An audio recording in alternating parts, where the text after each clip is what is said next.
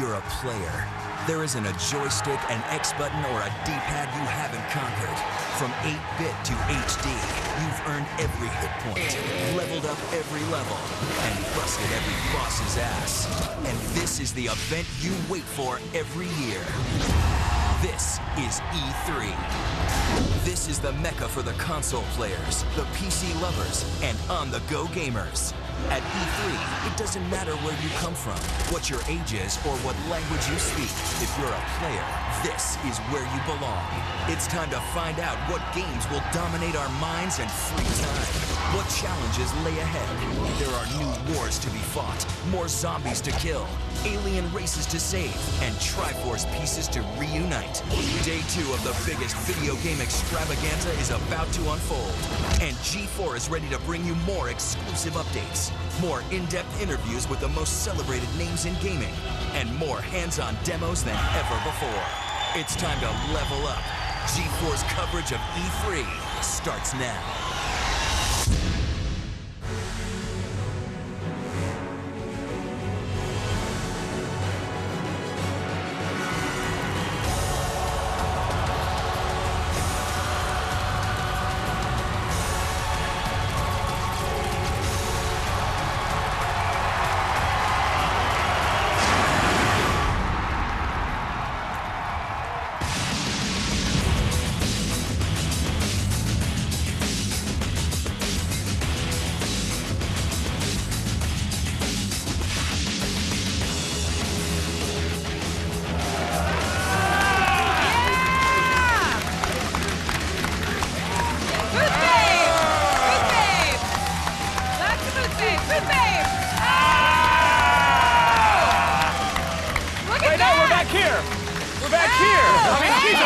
But we're here.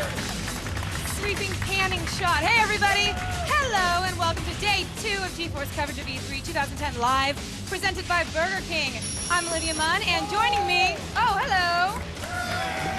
They actually get excited by on-screen graphics. That's what that was. Oh, sorry. Awkward. Yeah. Joining me, the rest of the G4 Super Friends: Kevin Pereira, Adam Sessa, Morgan Webb.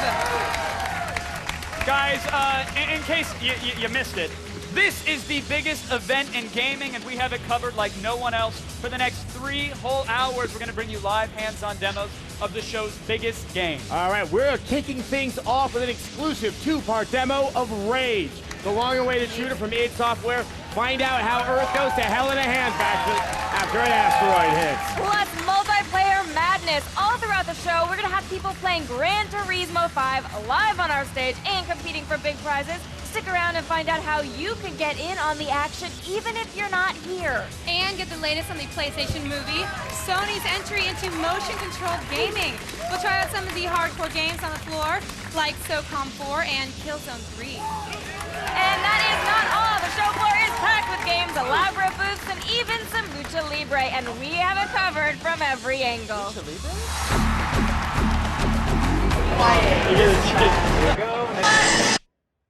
I'm back on the floor today. The excitement here is incredible. There's so much energy, so many people that I had to get my own security. Yeah, he's walking around with me all day. What about it?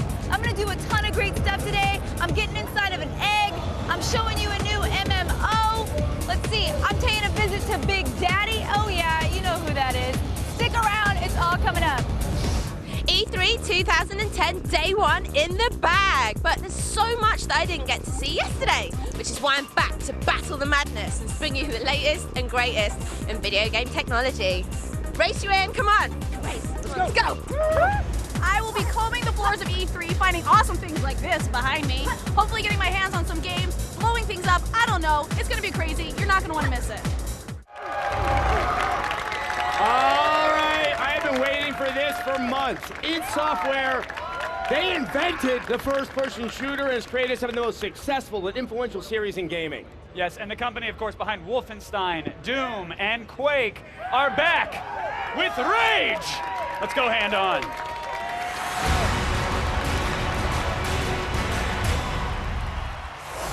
All right, here to walk us through Rage is Tim Willits, creative director of id Software. Thank you very much. Welcome to our stage. And all right, Tim, No game should look this good, especially on a console. I want to point out this is on an Xbox 360 This right is on now. a 360. This is not pre-rendered. I had to touch the controller for myself to make sure the outdoor sections really were that pretty like. Yeah, we're very excited about the technology. We can do stuff that no one has seen before in a 360.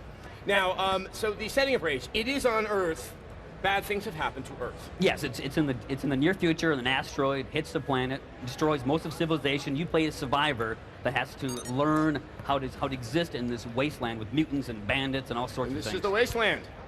Yes. And we just took off someone's head. Yeah. And okay, so already we've seen someone chuck a Molotov something at us, and now we're running around this.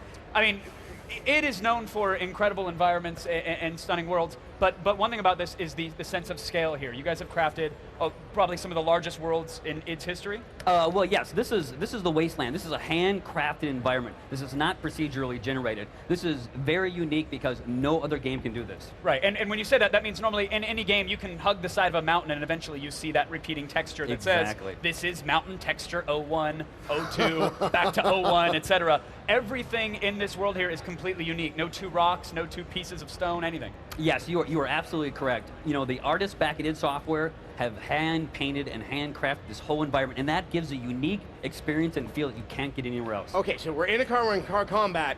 You have wanted to point out, this is not a car combat game. No, But no. Despite the fact that there's car combat on screen right now. Yes, at its core, this is a first-person game, but we've added more to it than just the run and gun. And what about weapons? Obviously this car's outfitted with them, but when we're on foot, what are some of the weapons that are at our disposal in Rage? Classic id Software weapons. We've got rocket launchers, shotguns, machine guns, but we have also some very Rage weapons, like the wing stick, which is what we showed earlier. It's a very, very cool weapon where you can lob off And bad a rocket guys' launcher. heads. And the rocket launcher. So I think the question is, an asteroid hit the Earth, clearly bad things happened, but it was not at the cost of no technology at all. How do we have cars? How do we have rocket launchers? Well, more people survived the impact than anyone expected. Plus, there's technology that the government set aside, and that's what you use along with this news technology to advance like the gameplay. But you think that in a world like this, the survivors would be glad to be alive, that all form a polyphonic spree type choir group and just sing and be merry. Instead, I see warring gangs and factions trying to kill you at every turn.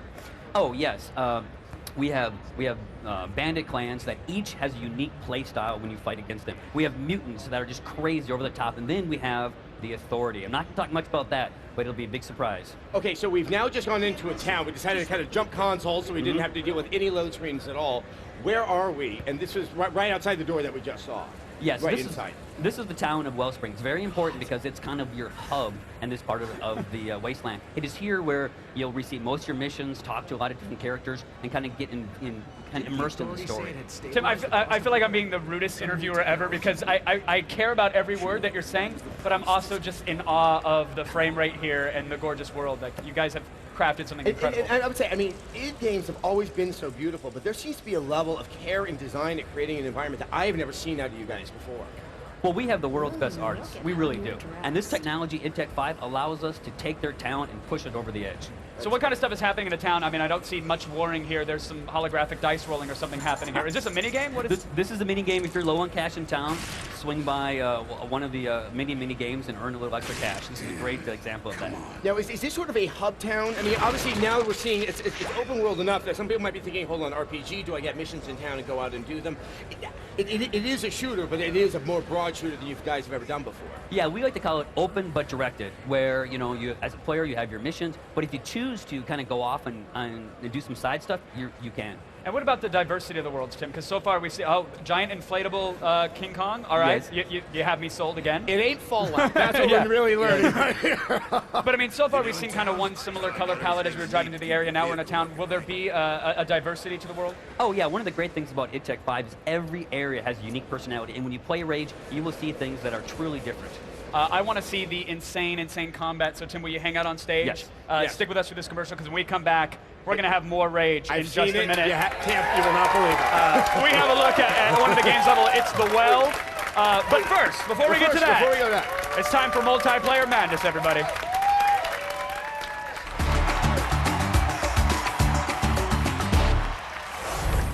Hey everybody, welcome to our exclusive first look at the much anticipated Gran Turismo 5, which features more than 20 real-world tracks, over 950 cars, and for the first time ever, we have tracks and cars from NASCAR.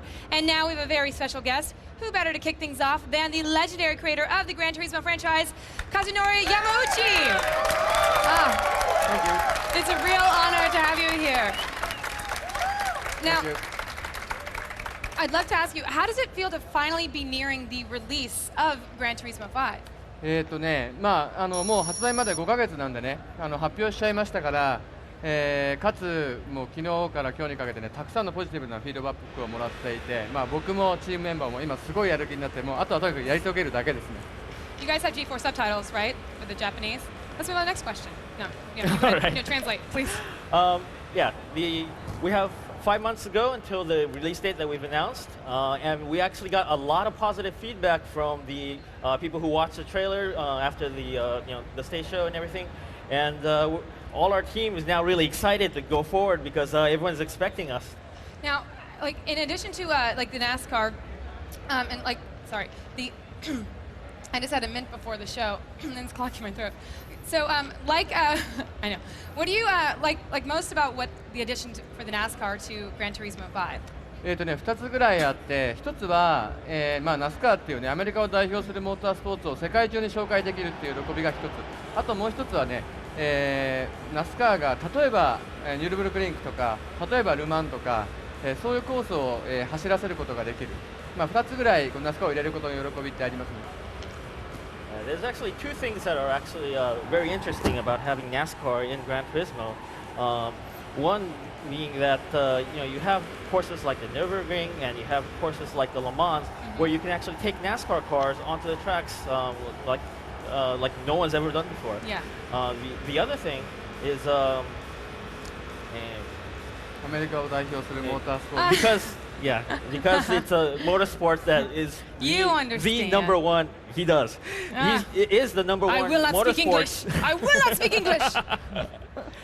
It's the number one motorsports in America, and it's exciting to be able to include it into the series. And you're merging two things that people love. We love Gran Turismo. You put NASCAR with it together. So thank you so much for being here. We're so excited. We've got a lot going on today just about Gran Turismo. Thank you. You don't have to say thank you in English. Arigatou gozaimasu. Thank you.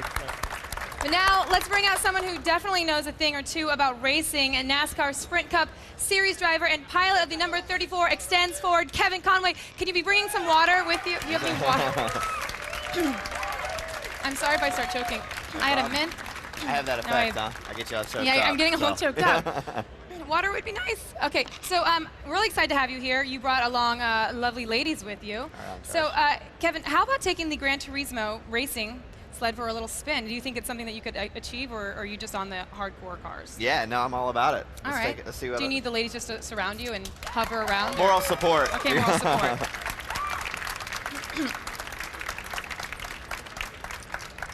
So how does this feel compared to the normal cars you're in? It's awesome to see the level of detail that the graphics and everything have. We were just actually up at Indianapolis Motor Speedway doing a tire test last month, and it's crazy how realistic it really is. Every detail is there, the transitions in the asphalt, and the physics of the game are awesome. I mean, it's. Is there a reason why you're going so slow? Yeah, I was trying to show you the line. Oh, really? I saw the line. You're showing it for a long time. So we can challenge each other. So how does the racing sled compare to like the real thing right now? Well, like when you're feeling it. It's crazy how close it is to the real thing, and I'm not sure what car I'm in driving right now, but it's a little loose, but it's cool. The physics are awesome and the graphics are phenomenal. It's about as close as you'll ever get to the real thing, I think. How do you think the Gran Turismo 5's tracks compare to the real NASCAR tracks? Well, the level of detail, like all of the throttle points are the same, the actual driving line's the same, so it's amazing how close that they've actually got that. Especially for a console game, the Gran Turismo franchise. How well do you think you're doing? Because I think that you're going slow. Well, I tell you what, let's challenge. Are you in NASCAR? Are you really on NASCAR? I am actually leading the Rookie of the Year points, but I am a rookie, so I have that excuse. Oh, that's not really a good excuse though. So, anything extra special you want to say right now? Well, in general, just about life? In life, life's going pretty good for me right now. We're leading the rookie standings, and I get to come out and play with cool new video games like Gran Turismo 5. This is pretty awesome. It is pretty awesome. Well, you keep playing because you got to get your number up because we got something special planned for you guys in just a little bit. You guys do not forget to stay tuned and, of course, send us a tweet using the hashtag E3 on G4. Tell us what you think of the game. The most creative tweet actually wins an awesome prize pack. Everybody loves prize packs. All right, keep it right here on G4 because we are just getting started. We've got hours of E3 coverage still on the way. After the break, we're going to have the second part of our hands-on demo of Rage, the intense new shooter from the creators of Doom and Quake. We will be right back.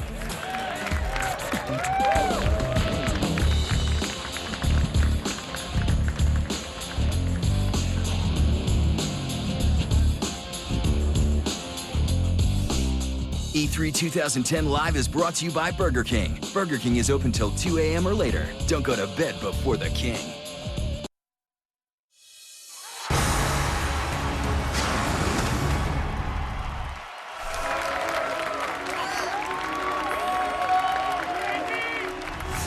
Welcome back to G4's live coverage of E3 2010. We are coming to you from the Los Angeles Convention Center, which is jam-packed with the industry's biggest names, booth babes, stalkers, and, you know, people who are clever enough to convince the world they were gaming journalists. It's not us. Let's send it over to Adam and Kevin for an exclusive look at one of the year's most anticipated games. All right, before the break, we got an overview of the environment and the world of this new shooter Rage, but now it's time to kill some stuff. Yes, let's continue our exclusive hands-on look at the game and take a trip inside the well. And once again, joining us is Tim Willis, creative director at id. Let's get to this. We're in the well. And I want to point out, running on an actual Xbox, 60 frames locked. You claim the same performance on the PS3, the PC. It's going to be, what the hell just happened there, Tim? So one of the great things about Rage is every new environment that you're in, we give you something new to play with. So we have electrical bolts that we fried the water and it killed all the bad guys. And now we have an RC car. Yes, this RC car is loaded with C4 and a little camera. You can drive that around and blow up bandits. All right, and who are we fighting here? You mentioned the gangs have a unique fighting style. That was a Cirque du Soleil flip into a face full of lead. Okay, this is the thing that's really stood out for me on this game. I have never seen animations like this, and this is working off of progressive AI. You have not scripted this? Yes, we have a dynamic animation system that when the bad guys take damage, they'll react to it. It gives great feedback to the player. Wow. Yes, this band is called the Ghost Clan. They're very acrobatic, and they can maneuver through the environment and come from anywhere. And Tim, we're seeing the player pull up these sort of little diamond-shaped selector wheels that can scroll through. Is it ammo and weapon types? What are those that we're seeing on screen? Exactly. We have 4 quick-use weapons, and then each weapon has a number of ammo types. So depending on how you like to play, it'll be a different experience. Yeah, I want to bring up because they seem to be reading the environment and not just like go forward where you are. They seem to know that they can grab onto things, they can jump up on the ceiling. Yes, how do you do that? This is a completely dynamic traversal system. These bandits are the only ones that do this. When you fight other bandits, they won't do this. It's unique personality. So what you're saying is that there's other clans that do different things? Yes.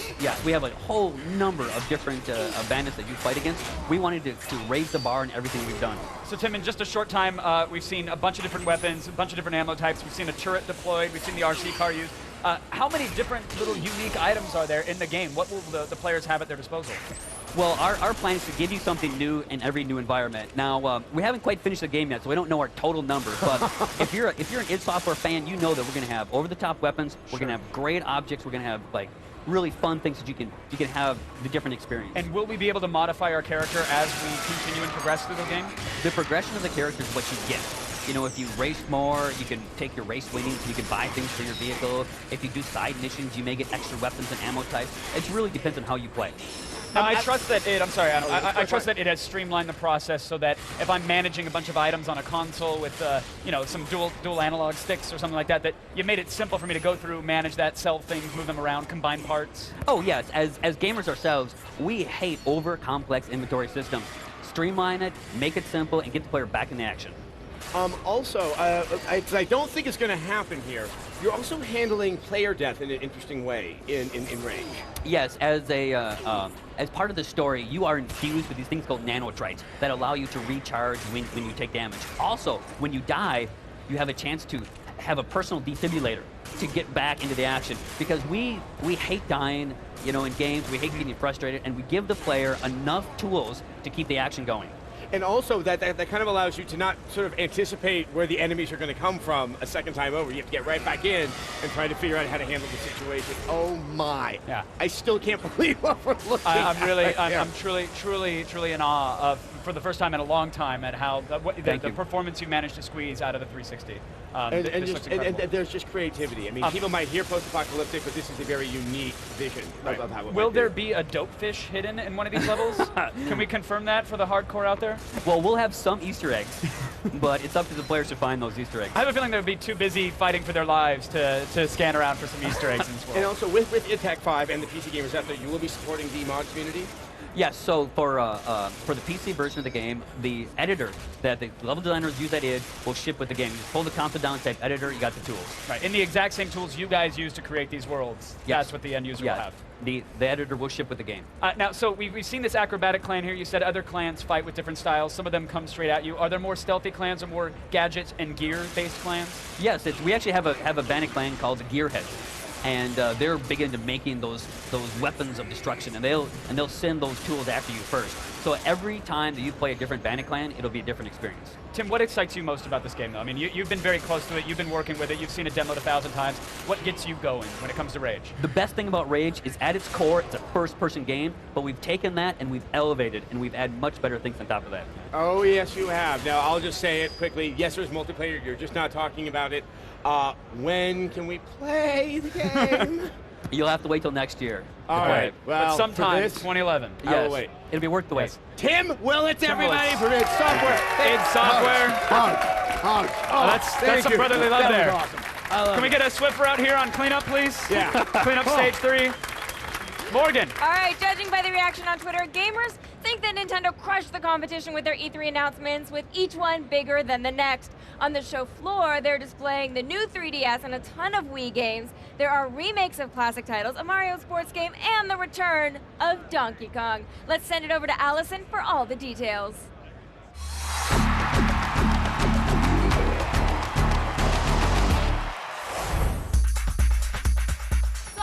The floors of E3 and I stumbled across this little mom and pop booth called Nintendo. So I decided to see what they have here. Let's check it out. What new can we expect from the Wii this year? We got a lot of great new games that we announced here at E3, starting off with The Legend of Zelda Skyward Sword. But it doesn't end there. We've also got Donkey Kong Country Returns, Kirby Fluff, Mario Sports Mix, and then a lot of other great stuff from third parties as well, like GoldenEye, NBA Jam, and Epic Mickey as well. Seems like you guys really wanted to revive a lot of your old titles that people know and love. Well, that's something that's really unique to Nintendo, is that we've got these franchises that have been around for so long and people just feel so passionately about them. We really want to keep building upon those experiences and giving new games around these characters that people love so much. I think we need to talk about your new kid on the block, the 3DS. Can we go check that out? Let's do it. Yeah, it's 3D. I wish I could show it to you, but unfortunately you only have a 2D TV. Boring. This is the first portable 3D game player. What challenges did you have to overcome to do this?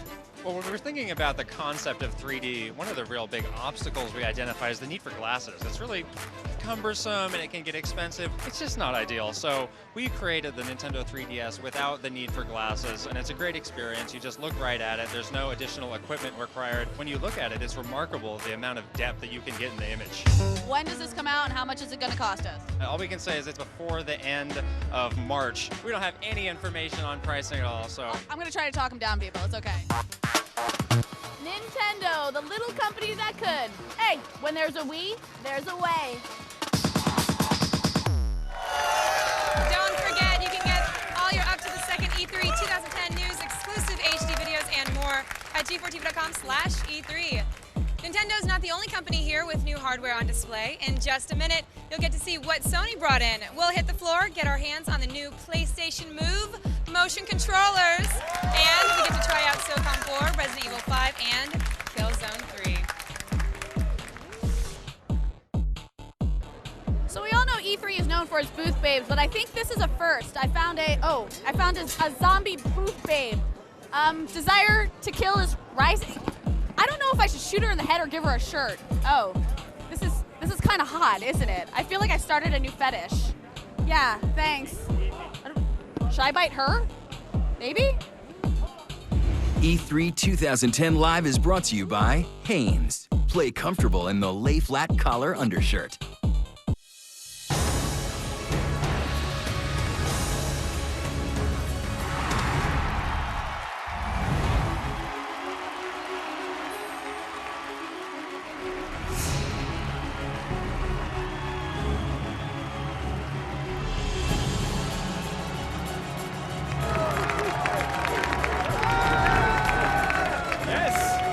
Yes! Welcome back! Welcome back to E3 2010 Live. Now everybody, Sony is making a huge push into the motion control business this fall with PlayStation Move, and they've got some new games that are actually playable right now on the show floor, so we sent Alex Simwise down to the Sony booth for a first-hand look.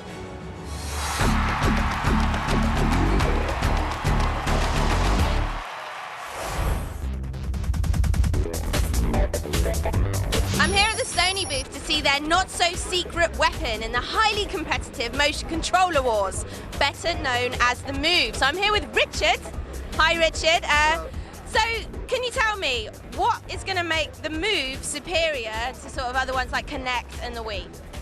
The Move has a camera as part of the system, but it also has sensors inside, and it has this glowing sphere which we track, which gives us very pretty colors. Thank you. We can change them. And that gives us a great deal of precision and responsiveness. And we also have buttons that we can use to interact. So we have kind of everything, a camera and all this motion tracking together. Is the Move aimed at more casual gamers? Actually, with the Move, we're trying to address the entire spectrum of gamers. On my left here, I have a very casual game, iPet. And over here, we have actually Killzone 3, which is about as hardcore as it gets. And we have sports over there and fantasy game over there, so that any kind of game is really what we want to do. There's quite a wide variety of games. Do you know any of the more hardcore titles that will be released? Well, we've already announced SOCOM 4, we've announced Killzone 3, we have third-party games like Time Crisis down here, and we have Resident Evil, another very hardcore game. Yeah, so I love Resident Evil! Do you know how much it's going to be about? The controller itself is $49.99, actually, and we have a starter pack where you can get the controller, a camera, and Sports Champions all together for $99. Well, there you have it. Things are heating up in the war of the motion controllers. Let's hope it's a bloody battle.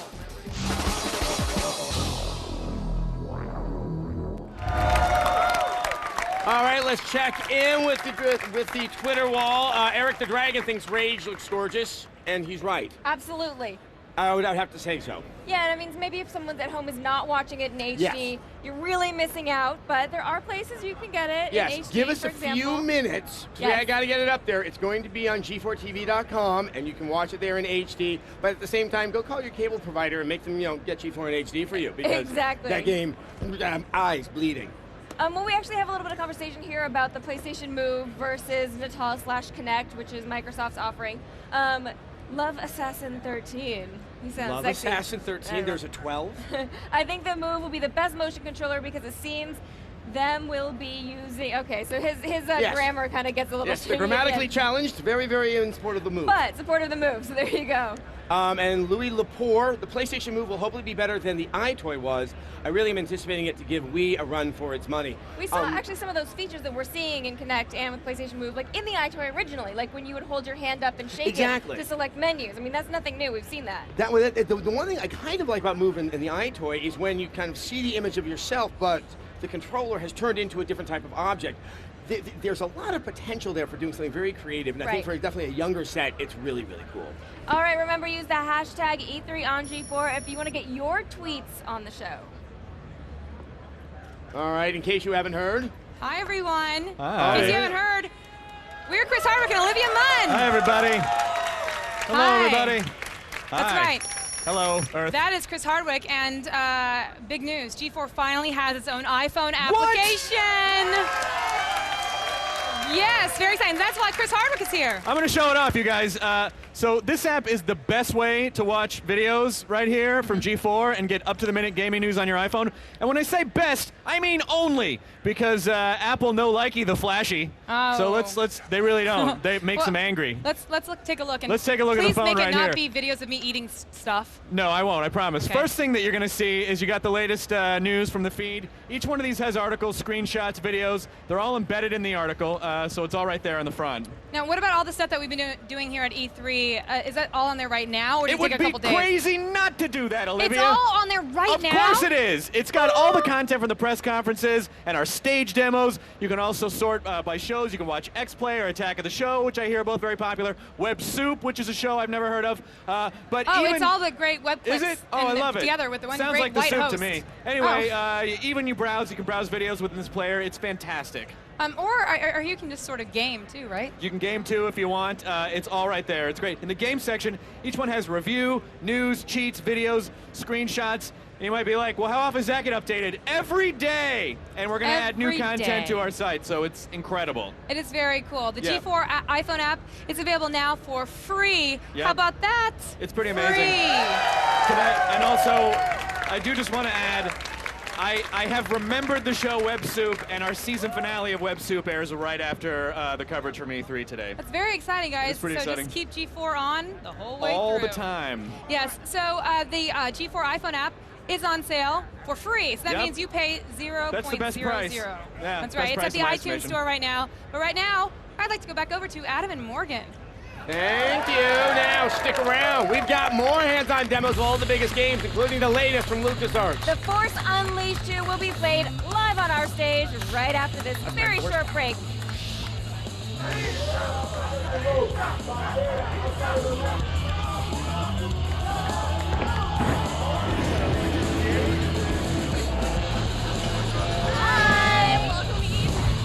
E3 2010 Live is brought to you by the all-new G4 iPhone app. Now get up-to-the-minute gaming news, reviews, and videos. Available free in the iTunes Store now.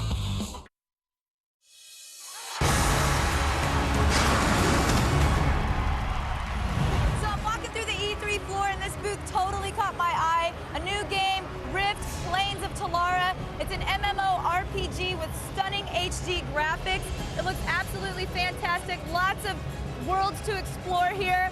And this is the game's one of the main characters in the game that you're going to meet, Asha, who's just absolutely beautiful. So you definitely want to play the game so you can meet her. But if you're playing an MMO right now, you might just want to put that down and check Rift out. It's going to be awesome, right, Asha? Right.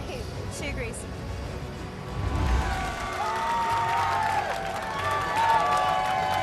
Welcome back. While it may be fun to use the Force for tricking stormtroopers and making objects float through the air, those antics can get, kind of old. But smashing people into walls and causing epic amounts of destruction, that I will not get tired of. So let's go hands-on with Star Wars, The Force Unleashed 2. Here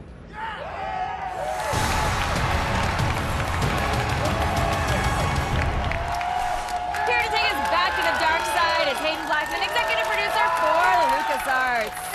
So, Hayden, at the end of the first Force Unleashed... Spoiler alert. Yeah. Shh. Just close your ears. You could either go after, kill Vader or go after Palpatine. So with that split decision, so how do you pick up the game at the beginning of Force Unleashed 2? Well, the game takes place about 6 months after the kind of light side or good ending of the Force Unleashed 1, where Starkiller actually sacrifices himself in order to preserve the Rebel Alliance. So we're bringing back Starkiller in Force Unleashed 2. Darth Vader tells him he's a clone, but really early in the game we introduced doubt to that. Starkiller runs into General Coda, who was his Jedi mentor from the first game, and General Coda tells him, hey, I don't think that Vader could actually clone somebody so powerful. So that becomes a main theme in the game. Now, what are we looking at right here? Now, we just had a very dramatic, he made a good entrance. Right, Crashing through the ceiling, that was nice. He's taking out TIE fighters. Did you see that? It was just... So here you see Starkiller on Kamino, which is one of the first levels in the game, and he's using his dual-wield lightsabers. It's a brand new fighting style we have in the game, so we've completely redone all of our combos and allowed for a lot more kind of range flurry attacks. All the familiar Force powers are back, including Force Grip. We've done a ton of work on targeting and camera with Force Grip to make it a little bit more accessible, a little bit easier to hit what you want with Force Grip. We've also done a ton of tuning with the enemies, so as we move a little bit deeper into Kamino, you'll actually start to see some enemy mixes. This is our Imperial Riot Trooper. He actually has a weapon that can deflect lightsaber attacks, so you really have to start using some of your Force powers on him. Of course, Stormtroopers are the fodder of the universe, so you can take them out any way that you want. Sorry, guys. Yeah. So in terms of how you've done the tweaks to the targeting, if you wouldn't mind elaborating a little bit. Yeah. Yeah, so we've really overhauled the targeting system in a lot of ways. We've, first of all, redone the UI so it was easier to tell what you have targeted, and then we've changed a lot of our targeting priorities, the way those work as well, too, so that the stuff that you want to target most often, enemies and exploding barrels and those types of things, are much easier to target in the environment than they were in the first game.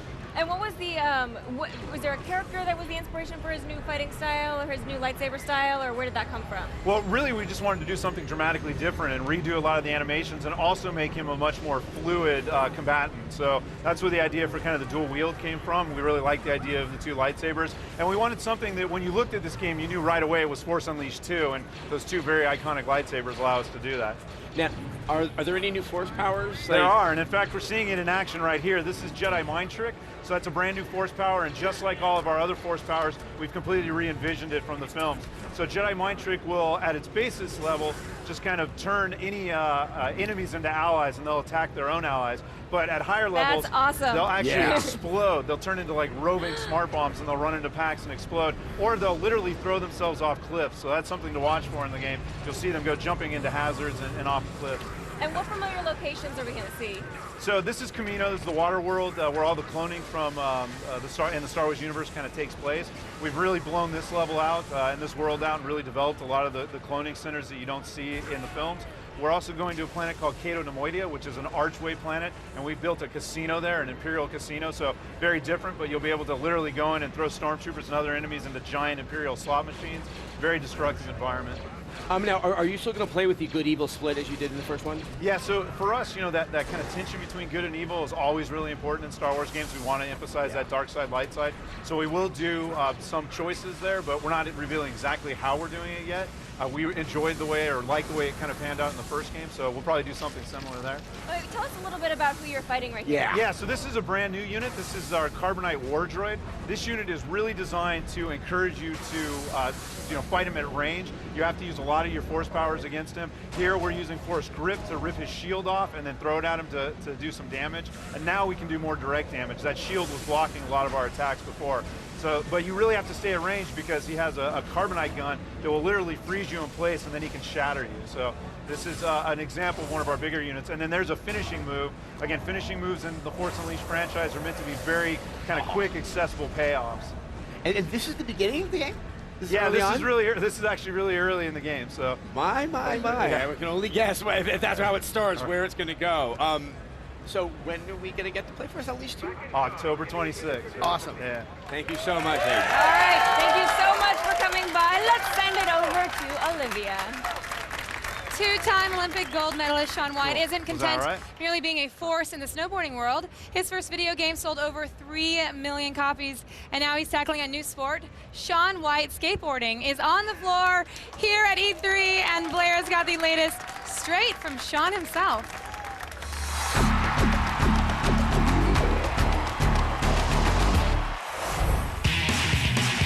He turned pro at 17, still the only skater to ever land a body burial frontside 540.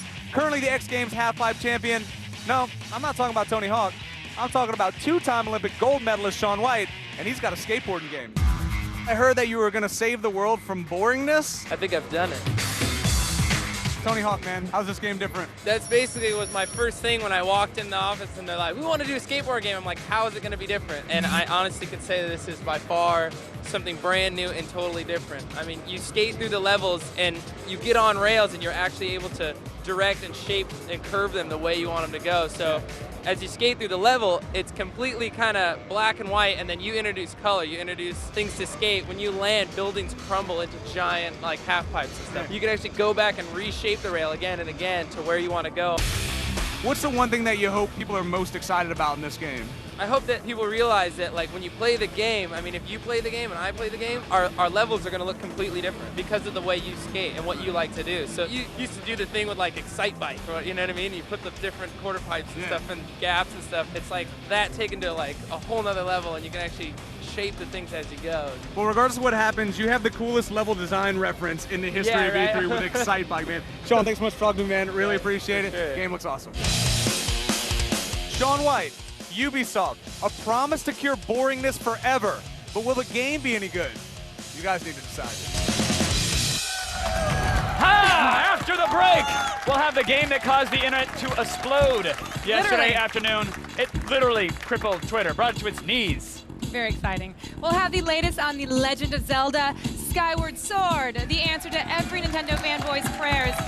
See one of the convention's most talked about games right after this. That's soon.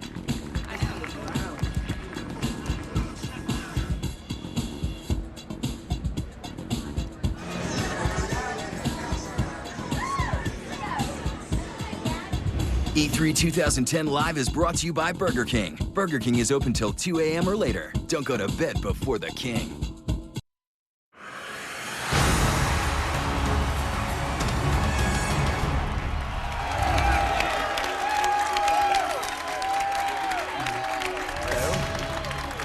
Hello, lady and fact check it.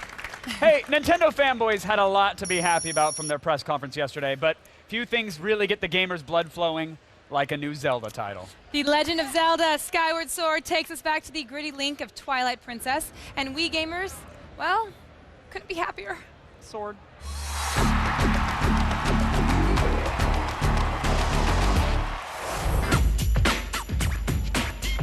Can you believe Zelda is 24 years old? And here at E3 it is still continuing on, so I am at the Nintendo booth to find out what kind of adventures you're going to be embarking on with Link and his crew this time around.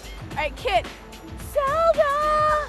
We've been promised a new one for a really long time, so what do we got this time around? It's been a long time coming, but The Legend of Zelda Skyward Sword makes some pretty interesting additions to the series. First and foremost, the game does require the Wii Motion Plus accessory, but that brings a tremendous amount of depth to the sword play, and they've added a lot of different strategic implications to the battle as well using this new format.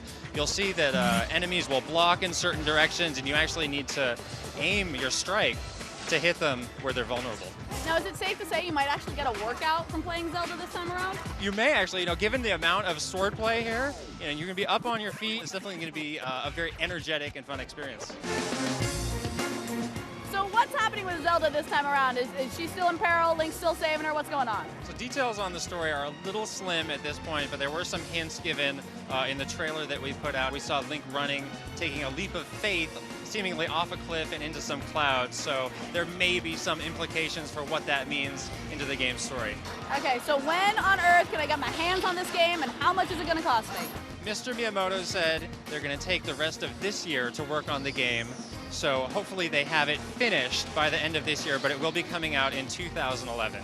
Yes, there you go, Zelda. It's one of the few franchises to appear on all Nintendo consoles and in my heart.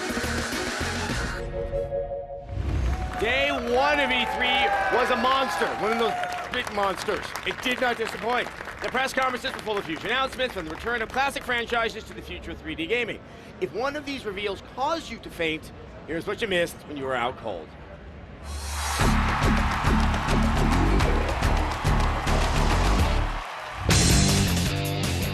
Nintendo's press conference came on strong with the demo of Zelda Skyward Sword by Shigeru Miyamoto himself and kept the momentum going with familiar franchises like Kirby's Epic Yarn, GoldenEye, Donkey Kong Country Returns, and the stunning Epic Mickey. They finished strong with the premiere of the Nintendo 3DS. Finally, 3D with no wonky glasses required, complete with the long-awaited announcement of a new Kid Icarus game. Sony fired back with our first look at Portal 2, the debut of Infamous 2, a fresh look at Dead Space 2, and Killzone 3, the first shooter truly designed for real 3D play. The onslaught continued with PlayStation Move. Looks like Sony is backing motion control in a major way. Afterwards, convention attendees got their hands on the games. The hottest tickets were Marvel vs. Capcom 3, Fate of Two Worlds, Fallout New Vegas, and shooters like Bulletstorm and Call of Duty Black Ops. But the longest lines were reserved for hardware. Gamers were dying to get their hands on PlayStation Move, Kinect, and of course, the 3DS. Looks like this is shaping up to be the best E3 yet. Stick around, everybody. Terrell, Elliot, Caleb, and I were just hanging out. It's our live coverage of E3 2010, and it is far from over. We've got even more demos in the next hour, including an exclusive hands-on look at Activision's reboot of True Crime. Yeah, you don't want to miss it. You do not want to miss it. You won't see this gameplay anywhere else. Seriously, we're the only ones who have it. Stay on G4. Stay on us.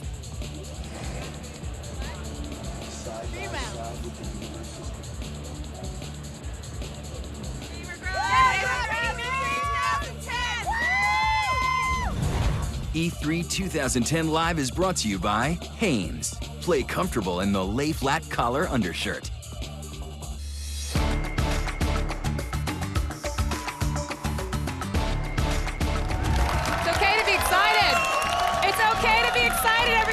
Yeah, welcome back to G4's coverage of E3 2010 Live, presented by Burger King. And we're coming to you from the Los Angeles Convention Center, home to gaming's biggest event. We've got even more games the next hour, including the just announced WWE All-Stars. We'll talk with wrestlers Cody Rhodes and Dusty Rhodes about the arcade-style throwback. Plus, we're going to go hands-on with Rock Band 3. This is not just a repackaging of Rock Band 2 with different songs. Which is we're what talking they do a lot. new instruments, keyboards. We get all the dirt straight from Harmonix when they come by the stage. And we'll have a live hands-on demo of Dead Space 2. Yay! It is the follow-up to EA's 2008 survival horror hit. Find out what's in store for engineer turned alien killer Isaac Clarke. Okay, but first, let's head over to Morgan for our next exclusive demo. Late last year, Activision revealed they were resurrecting the true crime franchise, with the setting moving from the US to Hong Kong. And right now, we've got an exclusive demo of this huge open world game.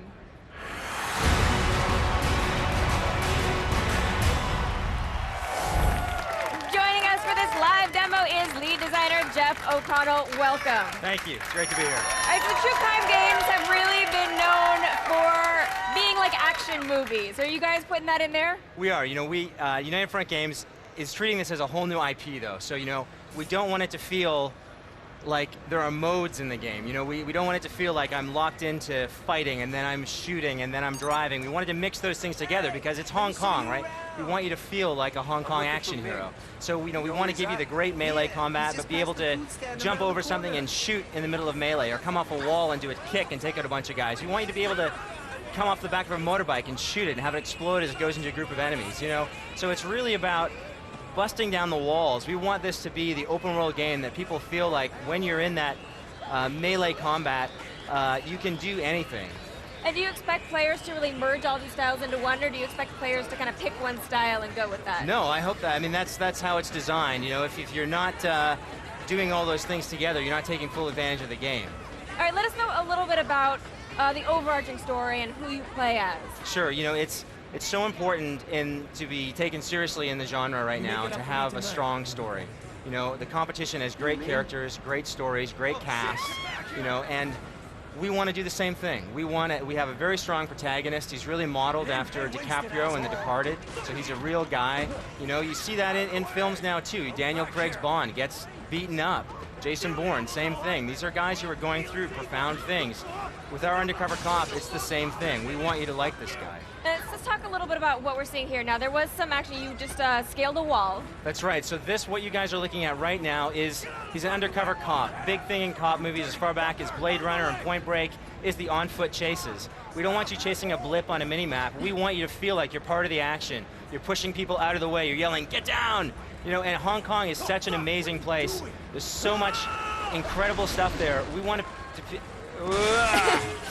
have people experience Hong Kong and see things that you would if you were running through a real Hong Kong night market. Now, you've put a lot of detail in this world. I mean, that's pretty amazing. Like, everything you run by the stands are full of items and everything. That's right, that's right. I mean, how much care did you put into that? We spent a lot of time in Hong Kong. We visited Hong Kong. You know, our writers spent months there. Our team's taken almost 30,000 photographs.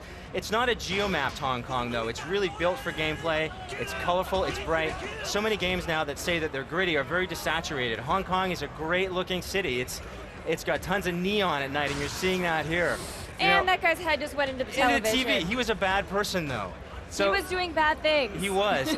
You guys see countering there, directional attacks, great counter from Rick, who's demoing. And oh, did you just break his ankle? He broke his knee. Yeah. I like that. All right. And what kind of actual weapons are we going to get? You get a ton of weapons in True Crime. You get not just guns, we get a full suite of guns, but it's really interesting. The triads, the Hong Kong triads you go undercover with, these are serious guys. They've got meat cleavers, knives, kitchen knives, pipes.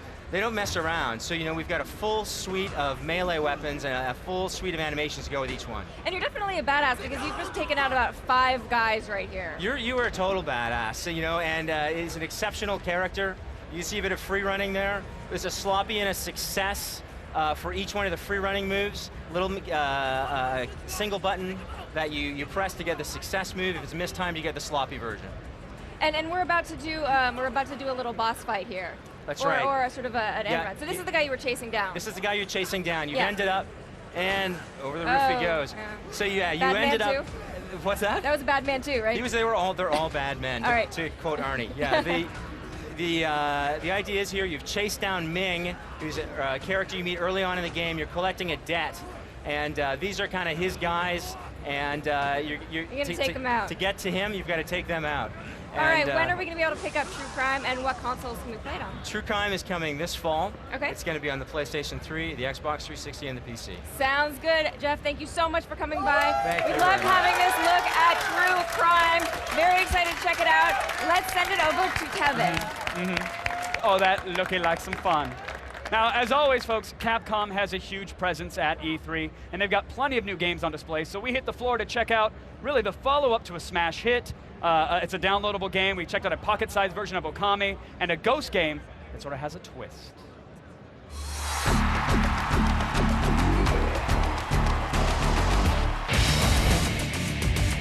World-renowned developer Capcom had lots of quirky titles on display at their booth this year. For example, Ghost Trick Phantom Detective is an adventure game from the people who brought you Phoenix Wright Ace Attorney. And it starts out with a rather unique twist. So the very first thing that we find out is that the player character is actually dead. You know, you've lost all your memories, actually, so you don't know who killed you, you don't know who you are. The ultimate goal of the game is for the character to find out who the main character is, but you have all these powers, you know, the powers of the dead. The main character, what he can do is he can travel back in time to 4 minutes before that character's death. Right now we're looking at a release winter 2010 in North America and Europe.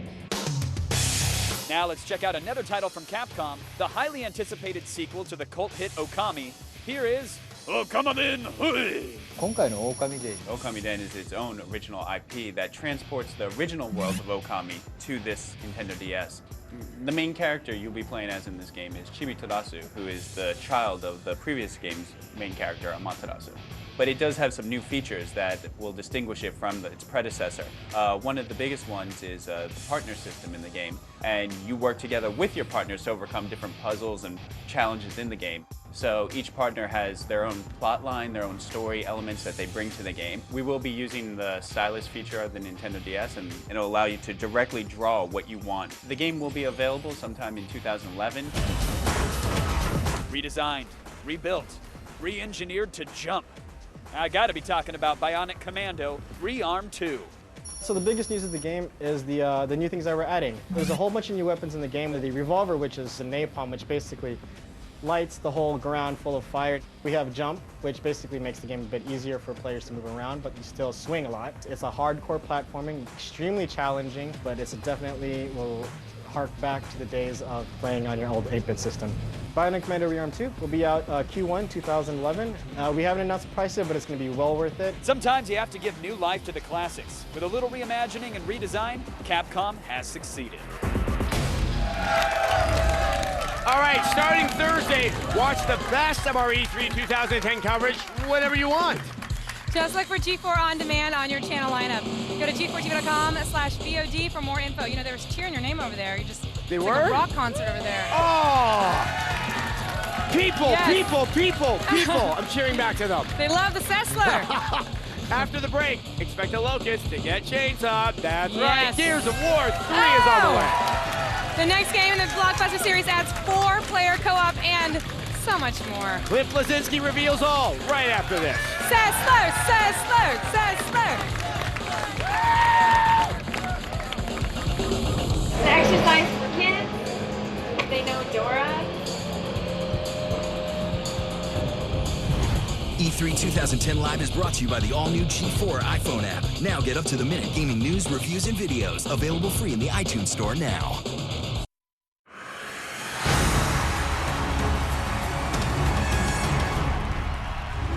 Being at E3 is so awesome, and there's so much new technology on show that they can even put you in games. Look at me, I'm in a game.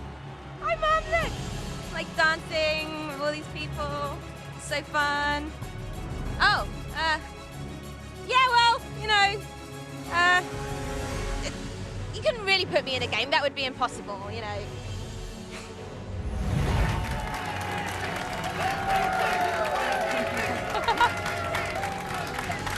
Welcome back to E3 and welcome to Allison Hayslip.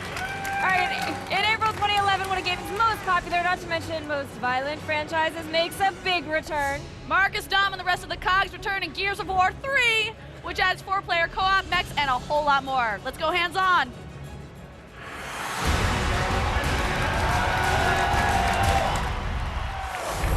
Joining us now is design director of Epic Games. You know him, you love him, Cliff Blazinski. What's up, guys? Go again. People are excited for this one. For this. All right, so will you catch us up a little bit on what has happened story-wise in the games and where we are now? Oh, so it's been 18 months after the events of Gears 2. Marcus and the guys in Delta Squad sunk Jacinto. That flooded the underground. That drove the Locust up. The Locust have gone feral. They're savage now. They rip off people's arms and beat them to death with it, which is completely horrible. And now we have a new threat that's arisen. It's called the Lambent. You remember Emulsion, that kind of glowy energy source that's in the universe? Well, it's infecting the creatures of the world, and it's taking them over, and they're actually mutating, kind of like that 1980s movie, The Thing, the John Carpenter one, and you never know what you're going to get. The arm might mutate, the head might mutate, and worst of all, they explode upon death. Oh, so the bad guys are getting badder. Yeah, the bad guys are getting super bad, but we're not saying bigger, better, more badass, because that's like so 2 years ago. We like to say it's going to be the best looking, most polished, and most enjoyable Gears game ever made. All right, so talk to us about what's going on right here in the screen. Where are we? So the sequence here, Marcus and his friends were going to this place called Anvil Gate. They got ambushed, and they're stuck outside. You're seeing this amazing lambent stalk coming up. You're seeing the enemies kind of falling off of it, kind of like a ripe lemon coming off of a tree. Then you have one of the mutating guys popping up. You'll see his arms go out. And then a Locust meanders into the frame, and he winds up getting torn to shreds because the Locusts are no longer at the top of the food chain. These lambent creatures are crazy. They're boiling over with hatred and anger, and it's up to Marcus and those guys to not only put a stop to that threat, but to also save the world. And so what are some of the new game mechanics in the single-player campaign? We got a lot of cool things. The first thing we saw at the beginning was the Lancer bayonet charge. You can stab the enemies and pick them up. You can grab an enemy, take him hostage, and stick a grenade on his head and kick him into the crowd. We call that the bag and tag. I think good game designers these days just need to make animated GIFs for forums so you can actually promote your game that way, right? We have new weapons. We have a sawed-off double-barrel shotgun. I mean, Gears fans always love the shotgun, so it's like, well, what else can we give them? Let's give them a sawed-off double-barrel. And then, more importantly, creature-wise, we also have the return of the Berserker. Fabulous. And she's back now, and she's also infected. She'll be popping out in a minute to kind of raise hell on all the fellas. Oh, one final thing to note here is that you also have a chainsaw kick. Because if you have an enemy that explodes, you're probably going to want to kick them away from you when they pop. That is an excellent point. You guys have thought of everything. All right, let's talk a little bit of the online beast mode that you guys just announced. Yeah, we just announced that at the Microsoft press conference the other day. And we're like, yeah, we have a mode called Beast, and everybody's like, what is that? It's a class-based, monster-based mode. You get to play as all the different Locust creatures, so all the way from the itty-bitty suicide bomber Ticker through the Berserker and everything in between. So you get to resurrect guys as the Cantus. You get to act like a healer. You get to play as a giant electric centipede that chomps up enemies and bear down on the cog forces with up to 5 players on Xbox Live and take them all out. Wonderful. Can we talk about something that I think is very important to Morgan and I? We can now play as a lady. Yes, it's actually, the weird thing about Gears is I swear there's more female fans of that franchise than a lot of other shooters. We got a lot of sexy dudes in it, that's Well, why. they just like to see Marcus with his chest oiled up. It's delicious, right? Well, now you can see his arms, right? It's summer, and they're taking off a little bit of their armor just for you. We thought of you guys. We know, we really appreciate that. Absolutely, but on a more serious note, we wanted to depict the women as like tough, more like Jim Cameron women, like Sarah Connor, like Ripley from Aliens, who are tough, and not like the girls who are on the cover of like Lowrider magazine with fake boobs. No, I mean, people ask like, oh, why aren't girls into video games? You look at it and you're like, that game isn't made for me. She's not wearing anything. You know, a woman's gonna look at this and be like, this is the game for me. I can certainly appreciate like busty characters, Lara Croft, that whole thing in Dead or Alive, but you're not gonna see like goofy, juggly kind of physicsy boobs in this game. Yeah. You're gonna see Anya beating somebody down, you're gonna see him curb stomping people and kicking ass, because that's how our girls do. And she can do that with a great body, that's fine. Absolutely, she and works she's a out. blonde. I love it. I know I inspired it, right? Well, I'm she's expecting blonde. my residual check soon. We're really still trying to figure out where she finds time to dye her hair that lovely shade. It's like there's really no bleach left on the planet at this point. All right, we need a release date from you. It's going to be April 8th, worldwide 2011. April 8th, 2011. So thank you so much for coming by. It's been a huge honor having this on our stage. We always love to have you. Let's send it over to Adam. All right, this week, THQ announced WWE All-Stars, a new arcade-style game that ditches the simulation gameplay of the SmackDown series and features a lineup of modern and classic superstars. For the latest, Kristen climbed inside the ropes to talk to wrestlers.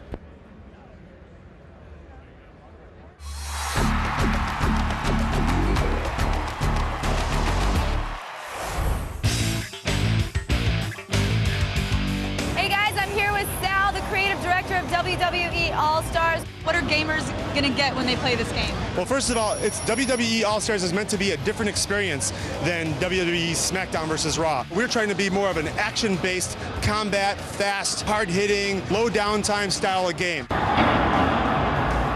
Our characters look very stylized and also act very stylized. When they perform their moves, they're bigger moves, they're harder moves. When they perform their signature moves, we put a stylization on that. They can jump higher, can hit people further across the ring. They can perform actions in a way that you've never seen before in a wrestling game. Hall of Famer Dusty Rhodes and his son Cody, who's a current Famer. That's what we're calling you. Okay, Yeah. What's it like having a character in a video game modeled after you? Well, to be in a video game is phenomenal anyway, because you got to be somebody to be in a video game. This opportunity with All-Stars, they have a big brush stroke. Opportunity to wrestle my own son in this game. Opportunity to wrestle against John Cena. Is really cool stuff going on. It's just amazing to see how they put old and new with this big broad stroke and this excitement that goes with it. Was there a lot of wrestling going on in your household growing up? We try to keep it pretty normal at home. The only thing that's not normal is when you walk in the laundry room and there's 8 pairs of trunks hanging up and stylized jackets and really eclectic superhero clothing. Did you always want to be a wrestler? It's funny because he didn't push me into the wrestling industry. I just happen to love pro wrestling. I never expected that I'd be in a WWE game. It's a surreal thing, actually. Very cool.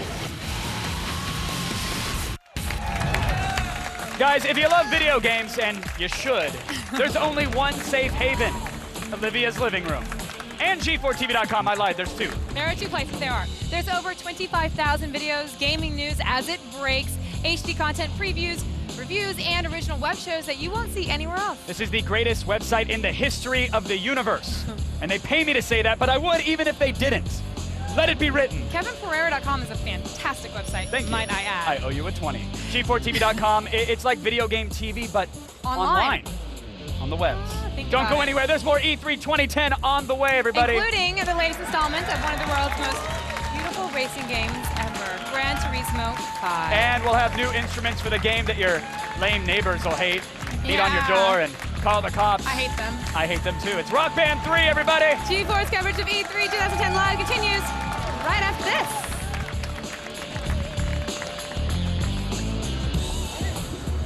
Woo!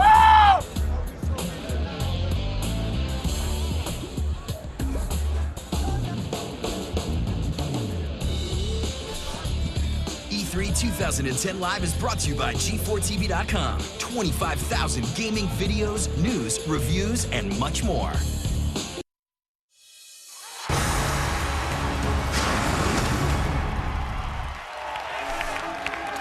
Folks, Harmonix has continually revolutionized music games. Way back in the day, before there were ever plastic instruments, they've done the downloadable content, the Rock Band Network, and coups like landing, of course, the entire Beatles catalog. But now they're bringing even more to the table with Rock Band 3. So let's go hands-on and get some calluses on our old fingers, shall we? Forget the package. Here to show us the next song in the Rock Band playlist. I was ready to cue some magic. I didn't know if they were going to put on a smoke machine or release doves, but hey, we don't need it. It's Rock Band. Everybody knows it and loves it. Director Daniel Sussman's with me right now. And right behind us, is this a Harmonix team of merry bandmates that's going to rock it? This is actually a lot of folks from our development team. That's Bryn. He's a programmer. He's actually the guitarist for Ben Camaro.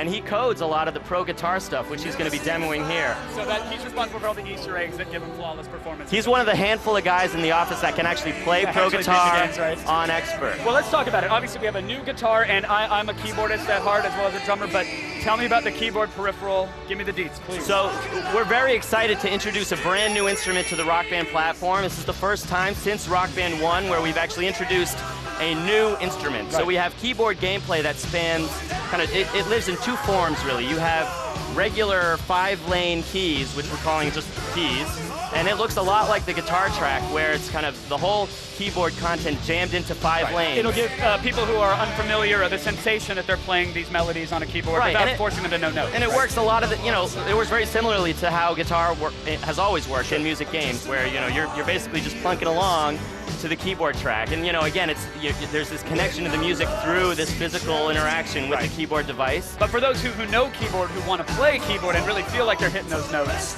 So we're introducing Rock Band Pro with Rock Band 3, and it spans guitars, keyboards, and drums. And really the core tenet of Rock Band Pro is that through the game, everything that you're doing is based in real musical information. So here you can actually see this is the Rock Band Pro track for the keyboard, and it's a full keyboard track, and you'll see notes come down, and it's got, there are white keys and black keys, and all the stuff that you're playing is, pitch accurate. You're actually playing C's and D's and F sharps and all the real notes. Right, and so to hop from octave to octave, is there a button or a switch or a toggle of some sort? Everything lives in the 2 octaves that the keyboard is. So Mad Catz is manufacturing a keyboard peripheral for us. Okay. And that's 2 octaves. It's actually a MIDI keyboard. It's it's a real instrument. Love it. So you can play it in the game, then unplug, plug it into a computer, and synthesizer, and go for it. Exactly. And on the pro guitar side of things, I mean, I'm seeing a new peripheral that has actual strings. There's strumming and plucking going on? Yeah, so there's actually 2 forms of real guitar peripheral that support Rock Band Pro for guitar. One is what Bryn is playing right here, which is actually a matrix of buttons on the fretboard where you have 17 frets, 6 strings, and it's, his left hand, he's playing the parts, right? This is like he's actually playing the solo. And, well, he's trying to play the solo. It's nothing like getting called out on live television. Yeah, no, that's what we do, right? That's all right. But then, the notion here is that if I spent time with this, if I played the song as someone who is terrible at guitar, I could conceivably become a virtuoso. Well, I'll tell you, our design is really targeting people who have no musical background whatsoever. So everything starts at easy, and it's the same strategy that we've had with all the games that we've ever done, going all the way back to frequency and amplitude, where easy is designed to be accessible, and you're learning skills that then kind of pull you in through this ramp. So you start on easy and it's all single notes, and there's no chords, and then you get to medium and we introduce power chords and some bar chords, and then by the time you get to hard, you're slowly starting to get to the point where... And then pro, you have to go behind the back, play with the teeth. Yeah, exactly. Behind put a your foot legs, up on the amp, thing, and power then slides. yeah, and get a box of kitty litter for the groupies after. Exactly. So let's not get into that. Track list, of course, is a make or break for any music game. I am so proud of the job that our licensing team has done with Rock Band 3. We have over 80 songs, all of which are it's all A-list. I mean, so, give me some names. What are some of those A's on that list? All right, we got The Doors, we got Queen, we got Bohemian Rhapsody, which is kind of a flagship, like, it supports all of the stuff that we're doing. Now that you got the keyboard and the harmonies, you have to have We've got Jimi Hendrix, we've got a lot of great contemporary music, we've got the White Stripes, we've got music that spans a ton of demographics. It's international. I'm sorry, these folks just finished their song and they're not trashing their instruments on our set. I have a huge problem with that. No, I do not support the trashing of the Rock Band instruments. That is not rock and roll, my friends, but it's okay. When will we get a chance to actually play Rock Band 3 and grab the new peripherals? Rock Band 3 drops holiday 2010, and we're excited for the whole thing. I wish I had 10 more minutes to chat with you about the condensed world tour mode and online options, but I'll leave it there. Daniel, thank you so much for coming on. Thank you guys for rocking it too. Excellent job with the song, but now we shall continue our show with some multiplayer madness. Thank you.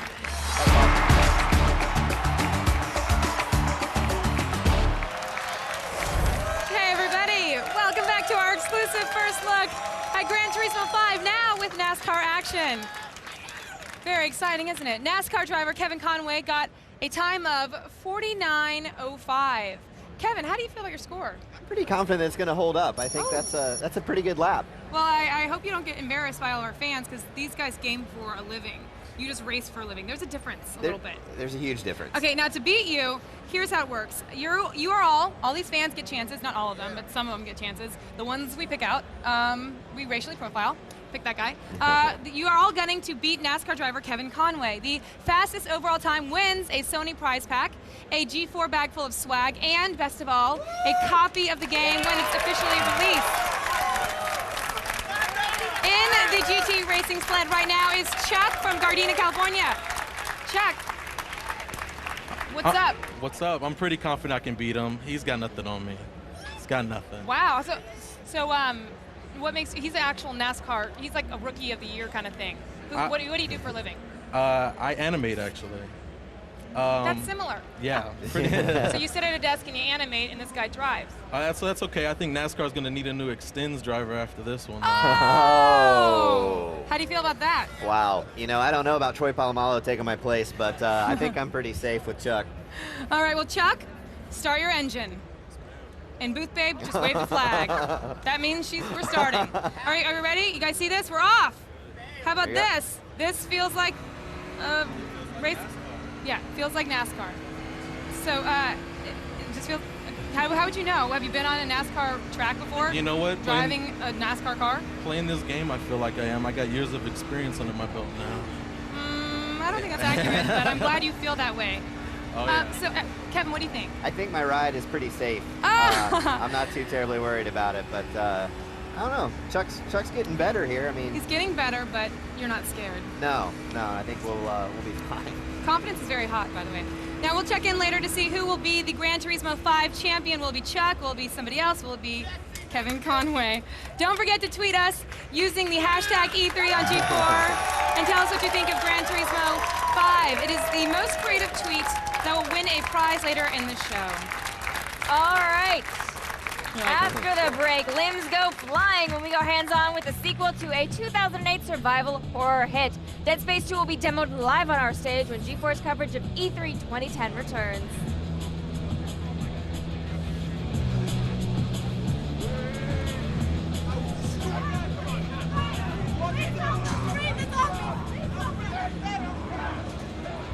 E3 2010 Live is brought to you by Burger King. Burger King is open till 2 a.m. or later. Don't go to bed before the king.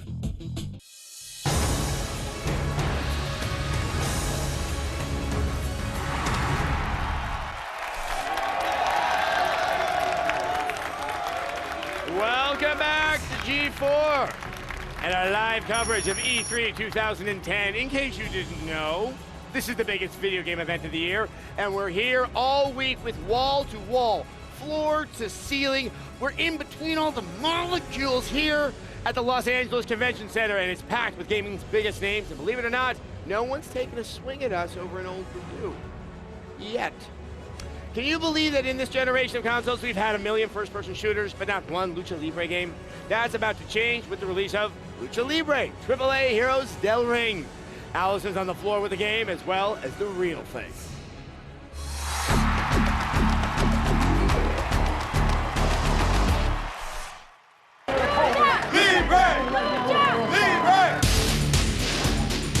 Wrestling is wrestling. But when it comes to Lucha Libre AAA 2010 Heroes del Ring, it's all about skill, showmanship, and the cool masks. Okay, Julian, you guys have a crazy excited booth going on here. Tell me about this game that you're showing off. Lucha Libre is all about the acrobatic movements, all about the popularity you gain by doing stunts, incredible movements and stuff like that. And the idea is that we're making all this culture of the Lucha Libre and trying to put it on this video game. So tell me about the style of gameplay and how does it work? The idea is that you have to make grapples.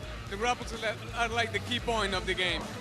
Besides grapples, you have to make taunts in order to gain popularity. The idea is that you have to humiliate your enemy to take his popularity and put it on you. The more popular you are, the more moves you are going to make. The more fan appreciation that you get, the better you become. Exactly. What about the masks? That's why we love Lucha Libre. Tell me about the masks. How are they involved in the game? So we have this mask versus hair mode in which you are waging your mask, and if you lose, you have to play online without your mask. You have to reveal your face. Do you know when the game will come out? August 9th. August 9th of this year. Yeah. You can pick up Luchadore really, really soon, people. wrestling game with style. Check out Lucha Libre Heroes del Ring.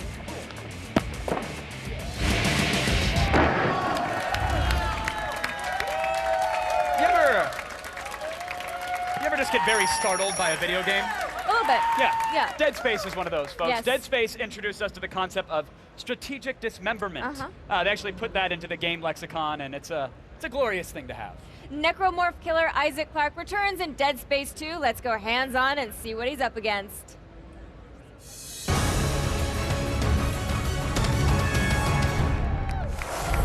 Ladies and gentlemen, Steve Papoutsis, the executive producer of Dead Space 2, is here, and he's going to guide us through the outer space mayhem and then hopefully mop up when we're done, because your game is bloody. Yeah.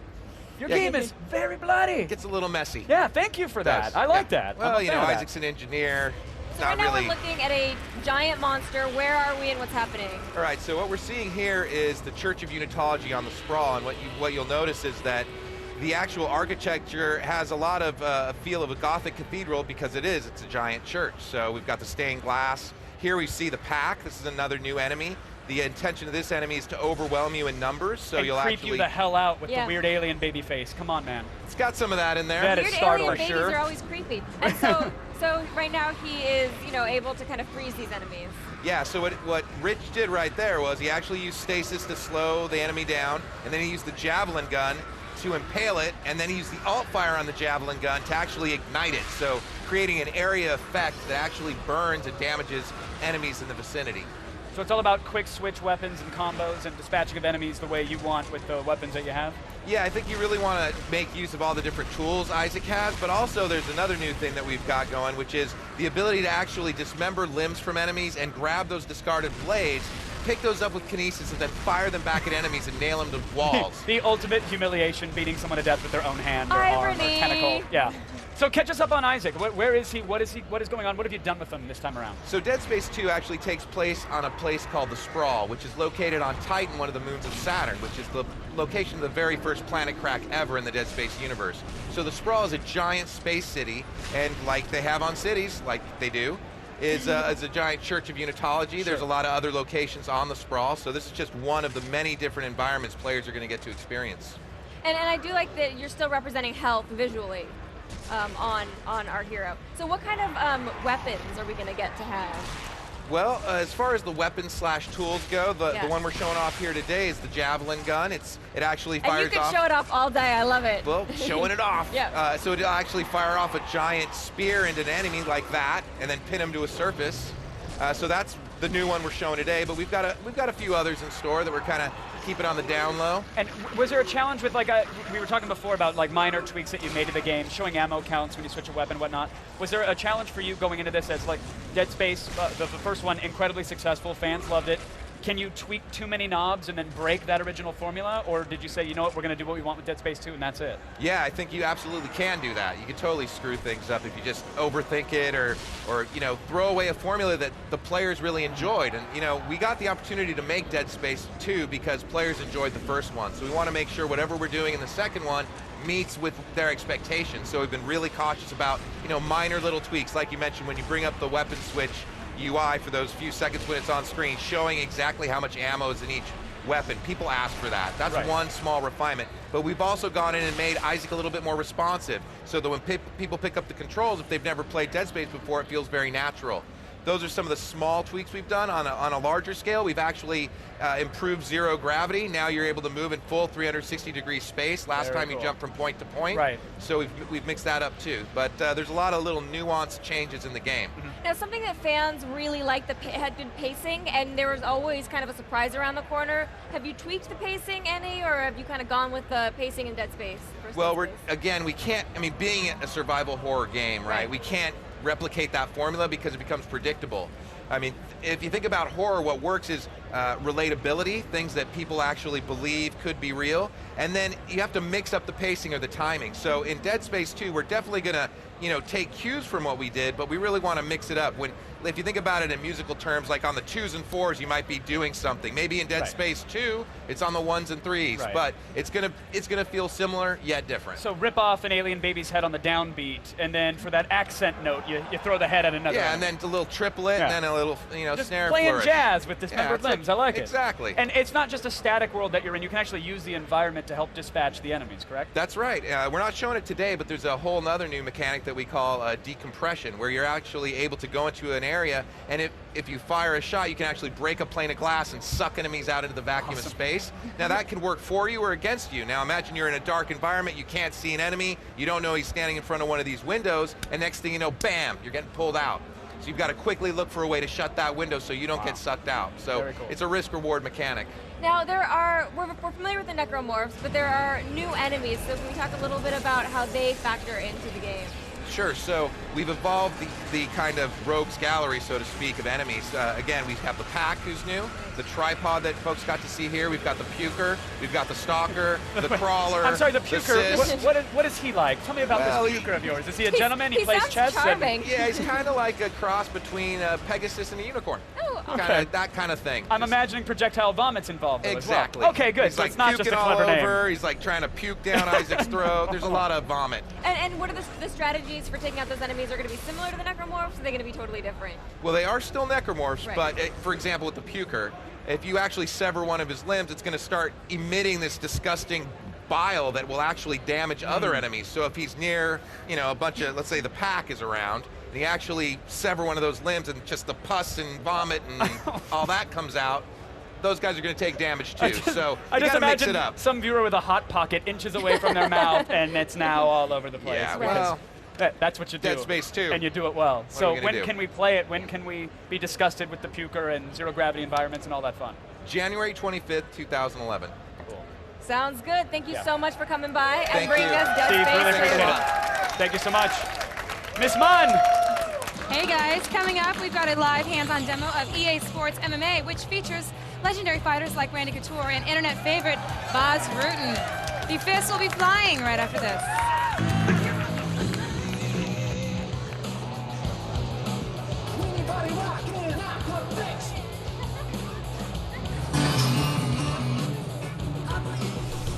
Just when you thought your iPhone couldn't get any cooler, now it controls a hovercraft. There's a camera on the front of this thing. I can see it on the screen of this iPhone, and I can make it tilt all around. You can actually hook this up to your friend's iPhone and have a dogfight with them. Hey, your phone might not be able to make phone calls, but at least you can fly a friggin' hovercraft. Wah! Oh yeah.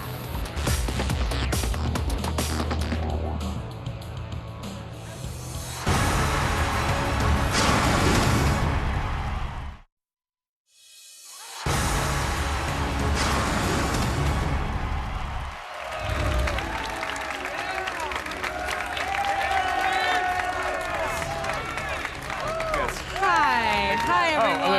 That's no, it's us, it's everyone. Thank you. We're all here. Welcome back to E3 2010 Live, and welcome Mr. Blair Herter to the stage. Well, thank you, Olivia Munn. Very exciting. Yes. Thank you, PA, for making everybody clap right behind the camera. Now, guys, we've seen a lot of games today so far, but there really hasn't been a lot of rear naked choking going on. I don't think there's Which been is enough what of you that. need. I need You one. need that in your life. Yeah, I do. Yeah, well, I actually think that you'll get your wish granted with our next demo. Let's go hands-on with EA Sports MMA.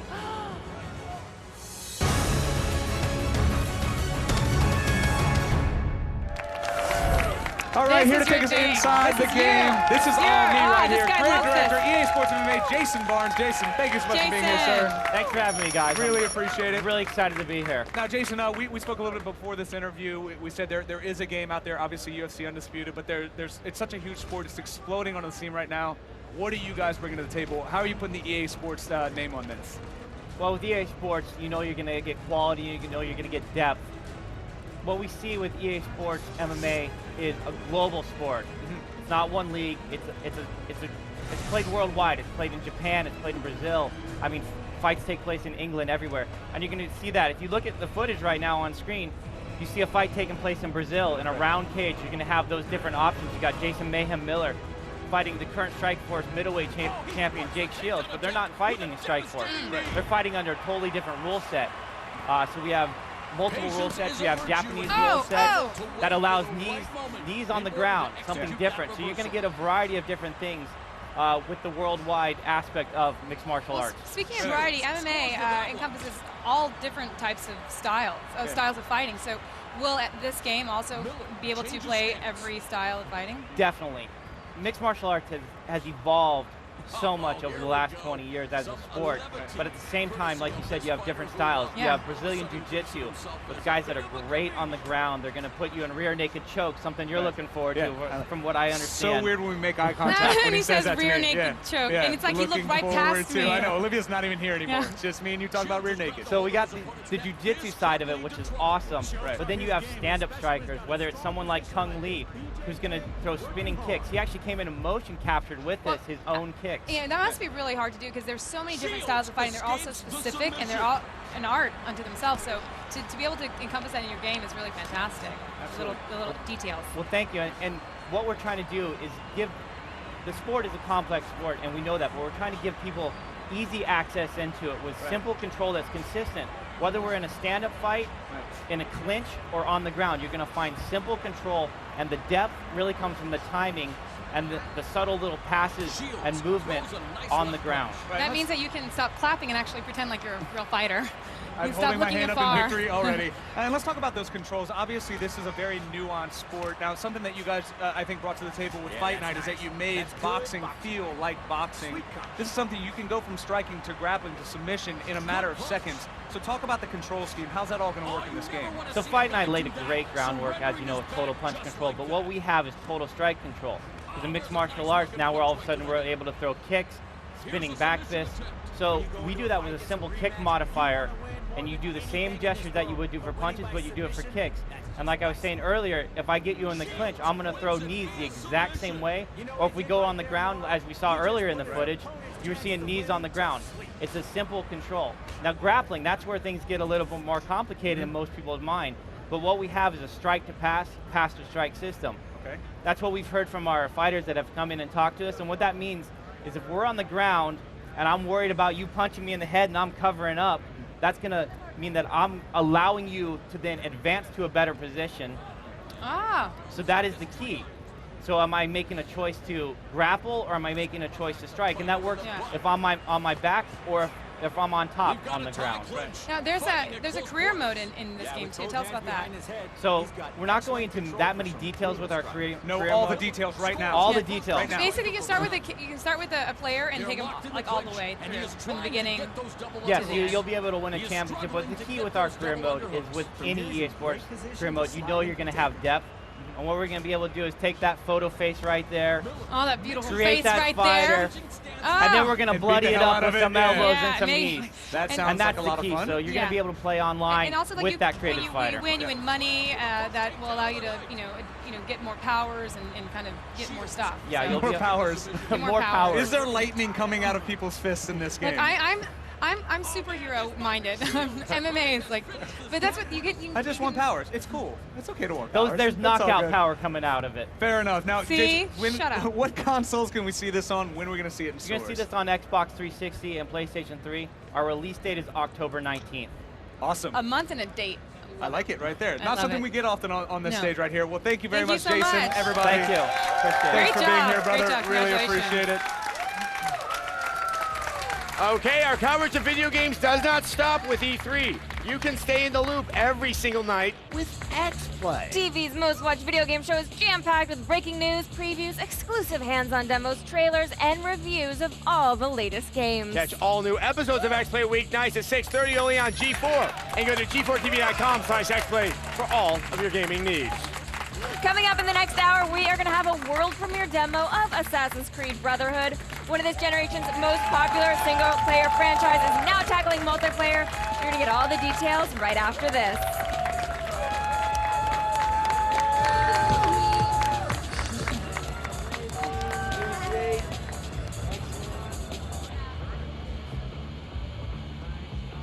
E3 2010 Live is brought to you by XPlay, the center of the gaming universe. Weeknights at 6:30, only on G4.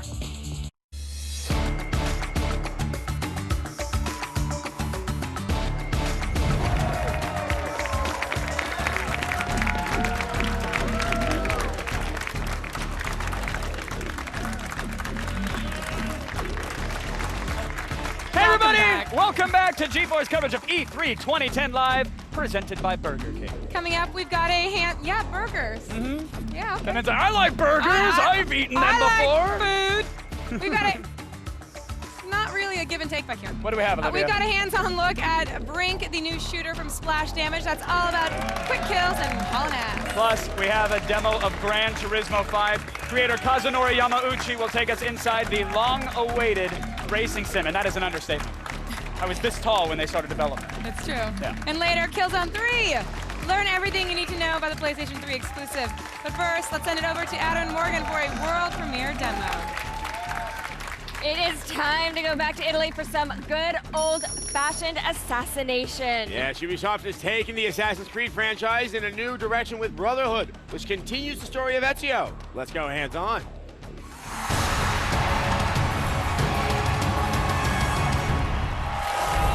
to show us a whole new side of Assassin's Creed is Ubisoft producer Vincent Pomprion. Welcome. All right. See, people love their Assassin's Creed. They do. Including us two. So last time I saw Ezio, he was kicking the Pope in the nads. And it looked like that, he had kind of settled his score with the Borgias, but it looks like things have evolved. There's more trouble, and yeah, the Borgias are still, well, those charming Borgias. Exactly. So what's happening now at the beginning of the game? So, Assassin's Creed Brotherhood takes place immediately after the events of Assassin's Creed 2. So, Ezio, after defeating, or partly defeating the Pope, and meeting this goddess at the end of the game, returns home, tired, sick of everything, and he just wants a break. And so he returns home and finds Caterina de Sforza, his lover. And while they're having a break, bam, something happens. The villa is under attack. A break, that's what the kids are calling it these days, right? He was always a ladies' man. All right, so now the villa is under attack, and we can see right now here he is rushing outside. He still has, of course, his classic parkour scaling moves. Yeah. And how is he gonna fight off the attack? So right now he just lost his entire ultimate suit, so he's back to his bare bone clothing. So he'll need to basically go and reach the ramparts at the other end of the villa, in order to use the cannons that are there to try to slow down the forces of the Borgia. Because they're attacking the villa. The forces are led by Cesare Borgia, and this guy wants to take revenge against Ezio for having attacked his father, the Pope. Yes, I know that feeling. Don't do that to my dad. I'd be very angry. One of the things we're seeing here, here, is that you're kind of changing up some of the gameplay and opening it up to some new options, such as sort of catapults and cannons. Is that something you're going to be doing throughout the entire game of Brotherhood? We want to stay true to our roots, which is a sandbox game with a lot of, an open world and lots of things that are available to the player. But we want to, at certain moments, we want to have more controlled missions, just to better carry the narrative portion of the game. In this case here, we get to see an aspect of the horse, so it's a partly controlled, or we call it an exotic segment of the horse. In the game, there will be horses, but they'll be freely available for transportation, but also for fighting against other guards. Okay. Now is combat something that you guys have changed at all, or is it going to be familiar to people who are familiar with the game? It depends. We like to listen to our fans, and some of the people said that they wanted a faster-paced fighting system, especially for more aggressive players. So what we did here is that we reworked the entire AI beneath the animations to make it more aggressive and feel that the AI are more intelligent, are more strategic. And we've added an entirely new layer of offensive moves and mechanics. I'm going to have to ask you to do this briefly. I know this is going to be challenging, but the guild system, this is something that's brand new for Brotherhood. What's kind of the basic implementation of it? Yeah, the idea is that we're suggesting that Ezio cannot defeat the Borgia alone. So he will need to assemble a new Brotherhood with the philosophy that Altair had in AC1. So he's practically rebuilding the Assassin's Guild by recruiting rebels without a cause all across the city of Rome, and we'll recruit them and then train them by sending them on missions. So we have, it's like we have a game within the game. It's going to be, you'll see a map of Europe, and different missions will, at different times, will be available. And you can choose which of your assassins you're going to send to those missions. And it's like a gambling system. So certain missions will be very hard, and you'll need to select the right people to send. If they come successfully, and there's a chance they might not, they return with experience points, which you can spend on certain skills. So once that's done, then you can use your assassins in the game. So it's a good strategy element. That's inside of the game. Well, awesome. When are we going to be able to play Brotherhood? November of this year. Cannot wait, cannot wait. Thank you so much for coming by, Vincent. And of course, for all of you out there, stay tuned tomorrow for a demo of Assassin's Creed Brotherhood's multiplayer. 2K Games is here in full force with a bunch of new titles. There's Sid Meier's Civilization 5, the sand-driven shooter Spec Ops, The Line, as well as the long-awaited return of XCOM. Alex Simoes has all the details.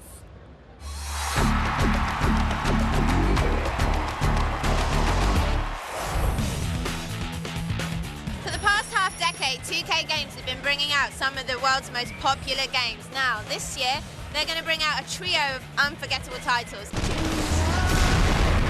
Special Ops, The Line. So tell us about it. Spec Ops The Line is an intense third-person military-themed shooter, which is in Dubai after a series of catastrophic sandstorms have devastated the city and provided a lot of new opportunities for gameplay involving verticality and in this amazing environment.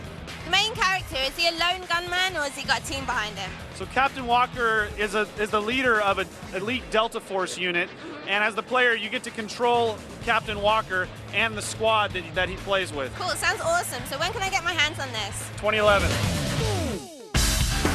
Let's check out another of 2K's releases with Sid Meier's Civilization 5. Now here with Garrett, he's going to tell us a bit about it. This is like the 5th one in the series. What's the plot of this one? Oh, well, in Civilization 5, you start out as a settler, and you just found your first city and grow your empire from the dawn of civilization to the future. How accessible is it for people who are new to this series? We've done a lot of work in Civilization 5 to make it even more accessible than any other civilization. Cool, and when's it released? It releases in September 21st in the US and September 25th for the rest of the world. Cool, I look forward to it. So here's another one of 2K Games' kick-ass titles, the newly revamped XCOM. I'm here with Jonathan. He's going to tell us a bit about it. So what makes XCOM different from the original? First and foremost, it's a first-person shooter. That's the key difference. But we're retaining a lot of elements of the original game. Things like the strategy and unraveling a mystery behind a strange and deadly and unknowable enemy as it invades its way into America. Okay, so we're a big fan of Bioshock 2 here at G4. So what is it similar to that at all? Obviously, we're leveraging all of the experience that we've built up in making Bioshock 2, so that you'll be able to expect things like, the rich world, the very striking visuals, and, great characters. Cool. And when's it out? It's out in 2011. Okay, brilliant. Well, thank you. And there you have it. There's 2K Games' E3 lineup, and G4 are here giving you the biggest and brightest exclusives on some of the games. Coming up, we will go hands-on with Brink, the new shooter from Splash Damage. The game features a unique free-running system that takes first-person combat to a whole new level. All that and plenty more when G4's coverage of E3 2010 continues.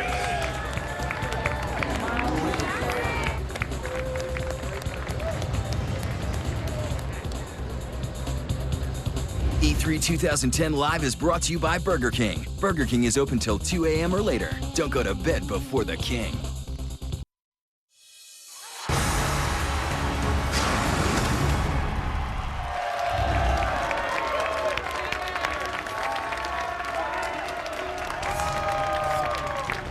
All right, if you like the combination of online multiplayer and non-stop action and blasting people away, well, we know you do. Our next game is for you folks. Let's go hands-on with Splash Damage's Brink.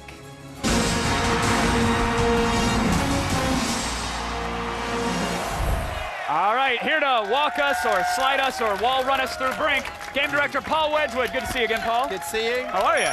Good.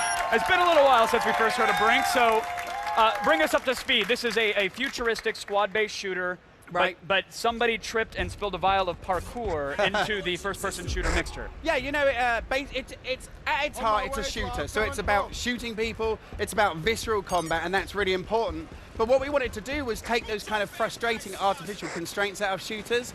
I mean, you know, back as far as the Quake days, you know, back in the day when we played years ago, you'd run up to a table and you jump up and you just can't reach it. Or you've got a wall, it's just this high, you still can't climb over it. So what we're doing with Brink is we're removing all that stuff. We've got a new system called SMART. It stands for smooth movement across random terrain. But what does that actually mean? Well, basically, if I run towards something like a table and I hit the button, I'm going to vault over it and slide across the top. Oh, you're not going to set it for dinner for friends. You're actually going to use it in an action context. Yes. Got it. Yeah, and hopefully shoot at the same time. Right. I can run towards the same table and look below it and slide underneath. I can run along and jump and vault up a wall or mantle over the top of something, but it's not an autopilot, it's not taking over control from you, so there's no canned animations. You know, if you're aiming and shooting and stuff like that, it doesn't interfere with that, so it's about movement and shooting. I can decide to vault over something or run somewhere while blasting away at something. Exactly, and the really weird thing is that when we go back and play our past shooters, like the enemy territory games that we made in the past, it's really frustrating now because you just can't do the stuff that you can do in Brink. You find yourself going back to the old games, mashing buttons, expecting to do some crazy double backflip. Yeah, exactly. Oh, there's that little space you want to crawl under you can't do and so on. But let's touch on the class-based combat because I'm a huge fan of playing a role on a team or a squad and trying to facilitate that. What are the classes here and who are we fighting and why? Well, you see, the idea behind the game is that you take on a combat role that suits your preferred playing style. So if you think you've got a cracking aim, you could play soldier on the front line, pulling off like awesome mid-air headshots, planting heavy explosive charges, blowing through big gates, that kind of thing. But if that isn't really your thing, you could play a support role, say like engineer, and in fact never fire a shot, just put down defense turrets, landmines, shore up the base, buff your teammates' weapons, and still level up and still advance your game. But the idea behind Brink really is that you're fighting for the Ark. The Ark is this immense artificial floating city built at sea as part of a contemporary green vision just off the coast of San Francisco. Sounds loving. Towed out into the middle of the Pacific, and then boom, it just loses contact with the rest of the world. No ships, no planes, total radio silence. 20 years later, they're really running out of resources, so you get to fight as either the resistance, fighting on behalf of the refugees, or the security, so there's 2 complete story campaigns in the game. Very cool, and what I love is that there is that single-player campaign. We talk about squad-based shooters, even with all the elements you have, you immediately go, oh, okay, an online game, I'm going to be warring with clans, but you guys have focused on making sure that the single-player game is a full, complete, coherent experience that rewards you also in online. Sure. Well, you know, we have this reputation. We've been making shooters for 10 years. We've had like 15 million downloads of enemy territory, but those are hardcore multiplayer shooters, and we love really compelling single-player narratives, you know? So we wanted to create a game that really blurred the lines between offline and online gaming. And in Brink, irrespective of whether you play single-player, co-op with up to 7 of your friends, or in full multiplayer versus mode, you advance your same in-game character basically persistently. You get these cool outfits that represent what a badass you've become to your friends. You can get in and modify your weapons and put scopes on and red dot sights and silencers and muzzle brakes and front grips and magazine upgrades. And it's not 2 separate characters. I can take my single player character, bring that badass guy into the online world and then destroy friends there. Yeah. Very cool. When you talk about going to these levels like single player, you said you like a narrative. Is it, all right, you're in this level now, kill everybody, or is there an actual story that we're playing through to get to that there's arc? an absolute story. So you start out with a squad. We use full performance captured cinematics. So we've been in the studio with actors, you know, covered in all the little dots, recording their facial animation, their voices and everything they say. You didn't even need the dots for the faces. You just wanted to embarrass them and stick it all over, right? A big orchestral soundtrack and a real story arc, basically telling you the viewpoint from the resistance or the security through 2 complete campaigns. But when you're in that mission, you'll have a series of objectives that your squad needs to get done. So we have an AI mission system. It doesn't matter what combat role you're playing, it takes into account the abilities and upgrades you've got, where you are on the battlefield, what your squad mates are doing, status of the objectives, and gives you a bunch of cool stuff to do. And it's always different. So you're not like, you know, in a lot of shooters, you're just on a mine cart, going down the same route, enemies pop up in front of you, you shoot the same guys, I go back if you die, and it's there the they are same again. again. It's nothing like that. So you're completely free, you have freedom of movement, the freedom to play the combat role that you want to play, that suits how you want to play, the freedom to modify your weapons that suit your preferred playing style, and then the freedom really to just go anywhere you like in that mission and choose different tactics. Paul, with all the experience you guys had, I absolutely trust you implicitly when you say you've thought about every aspect of this. So thank you so much for showing off Brink, Paul. Thank you for having me. Appreciate it. You guys, that's Brink. When can we get it? Real quick. Spring 2011. Spring of 2011. That's your answer. Now let's go to Olivia. Thanks, guys. Sorry about that. Tomonobu Itagaki is one of gaming's most outspoken and notorious developers, and he's been working on a secret project since his departure from Tecmo in 2008. Well, secret's out, and his new game is called Devil's Third. It is fast, it is bloody, and it is incredibly over the top. And Blair has more in this floor report.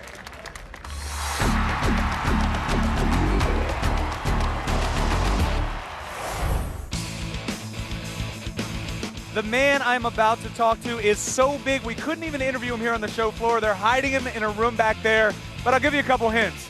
Dead or alive, Ninja Gaiden, dude always wears sunglasses. Figure it out? Yeah, Tomonobu Itagaki. So, huge announcement. Everybody always wonders what you're gonna do next. Devil's Third, got announced a couple days ago. It's here at E3. Tell me about the game. Basically, I don't like to make the same kind of games over and over, and so I'm always looking for something new, and this is going to be the 5th new challenge that I'm going to attack. One key focal point that I think you have in all of your games, really attractive women. Do you find an attractive female model and then build a game around that? Is that how that works? You know, my policy has never changed from before. In this world, in terms of entertainment industry, there are only about 10 things from the top that you can count that are important. When you left Tecmo, you've made some amazing games since then. Seems like everything's kind of died down. Any hard feelings there? You wish them the best? I assume that you do. Of course, I do wish them well, of course. And I learned a lot there, and I think we developed a lot of good games there. You know, I think of Tecmo as my sort of an old home kind of thing, so I do wish them well. Excellent. Well, thank you so much for your time. This has been an absolute honor. Again, you start making the sunglasses. I want a pair. Sunglasses. All right, a man, a few words. Not a lot to say about the game, but I think we got a lot of insight into the mind of a true gaming genius. Itagaki, a man of mystery? No. Still on the way, the creator of Gran Turismo 5 comes by for an in-depth look at the upcoming hardcore racing sim. This is the most successful PlayStation exclusive franchise in history with over 50 million units sold so far. The next game in the series will be on our stage right after this.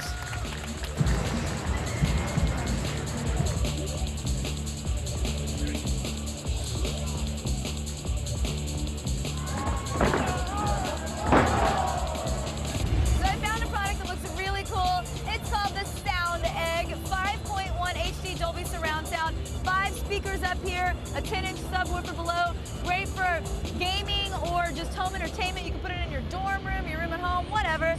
22-inch LED HD screen with a movable arm so you can put it wherever you want. You just get in this bad boy and oh yeah. Peace out. See you guys later.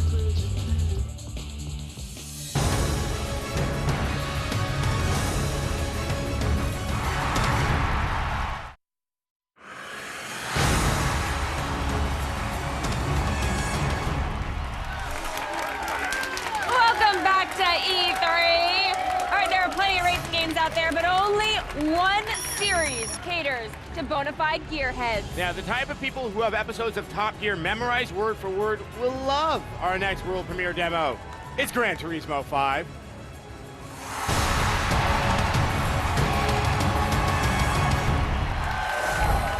Joining us now, and we are honored to have him on our stage, is Polyphony Digital CEO Kazunori Yamauchi. Got a JetBlue flight or something, hop down to it. All right, so, yes, give it up for the man.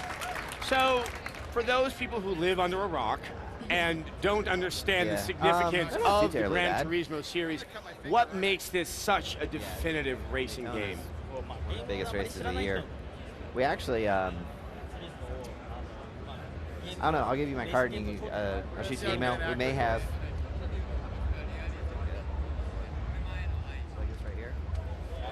It's the realism and the love for cars that that brings it to the top. And your physics engine has always been incredibly impressive. You want a bottle of Coke? Have you made tweaks to it in this version? That's off the back of the menu.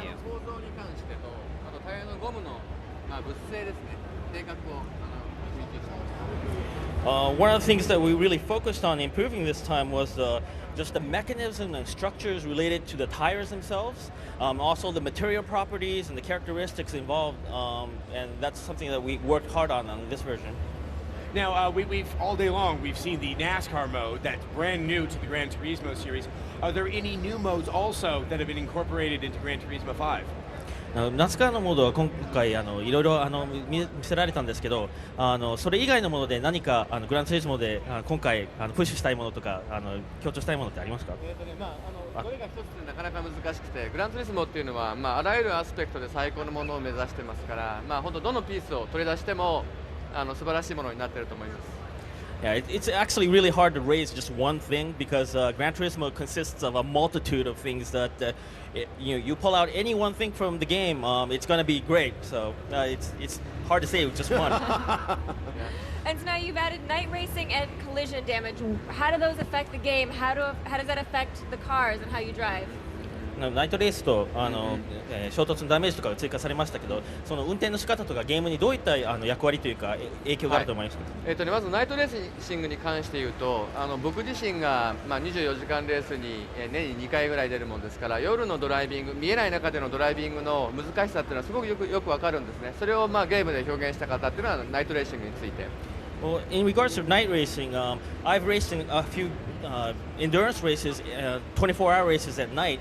And it's really difficult to drive at night when you can't really see. And I really wanted to implement that into the game where you can experience it. であとコリジョンダメージについてはやっぱり車が壊れるっていうことはレースに緊張感を生みますよね。それが狙いです。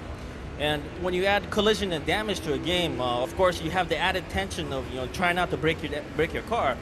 So it adds to the excitement and some of the fun factors. And you don't want to break those beautiful, beautiful cars. Obviously, you are quite the car connoisseur. Can you give us some ideas of some of the new cars and even some of the new tracks that we can find in Gran Turismo 5? もちろん綺麗な車壊したくないですし、新しい車とかコースとか何か紹介してもらえますか？この E3 では、イタリアのトスカーナだとか、あるいはスペインのマドリード、あるいはイタリアのローマ、そういったコースを新しく紹介しています。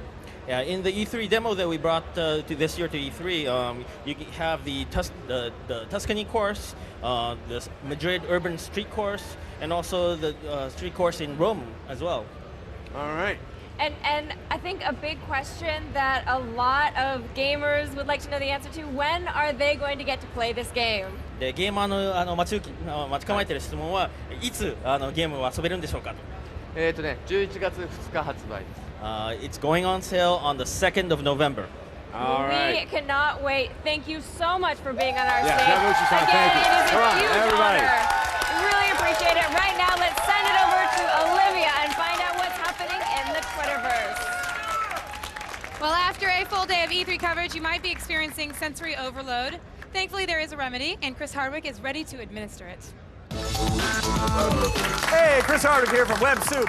We are gearing up for our most insane episode yet. It's our big season finale right after G4's exclusive coverage of E3.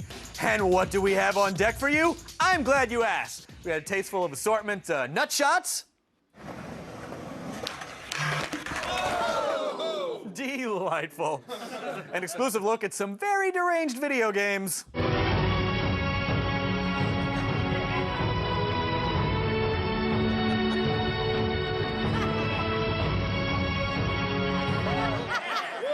Yes, ma'am. And as always, a teeth-rattling selection of fails.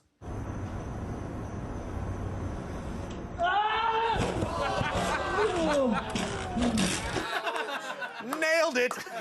Yes, it's a positively gigantic season finale of Web Soup. Next, right after G4's hugely awesome coverage of E3. Yes, you all should be there. The Hellgasts are coming! The Hellgasts are coming! And they have jetpacks. Yay. Up next, we'll have a hands-on demo of the PlayStation 3 exclusive Killzone 3. More E3? It's coming up right after this.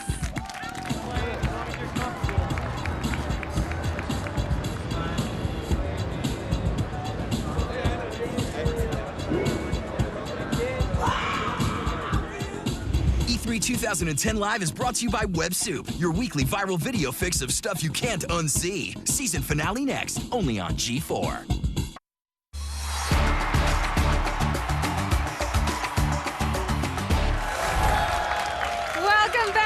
to multiplayer madness and the finale of our Gran Turismo 5 competition.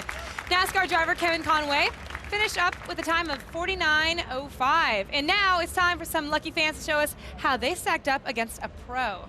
NASCAR's Kevin Conway set the bar really high, and Jesse stayed right on track.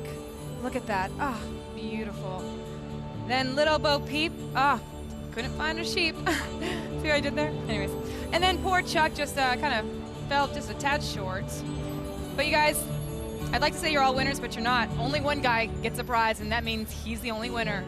Nobody topped Kevin Conway's lightning time, by the way, but Jesse Nenadich was just 1 second. We're just 1 second away for the checkered flag.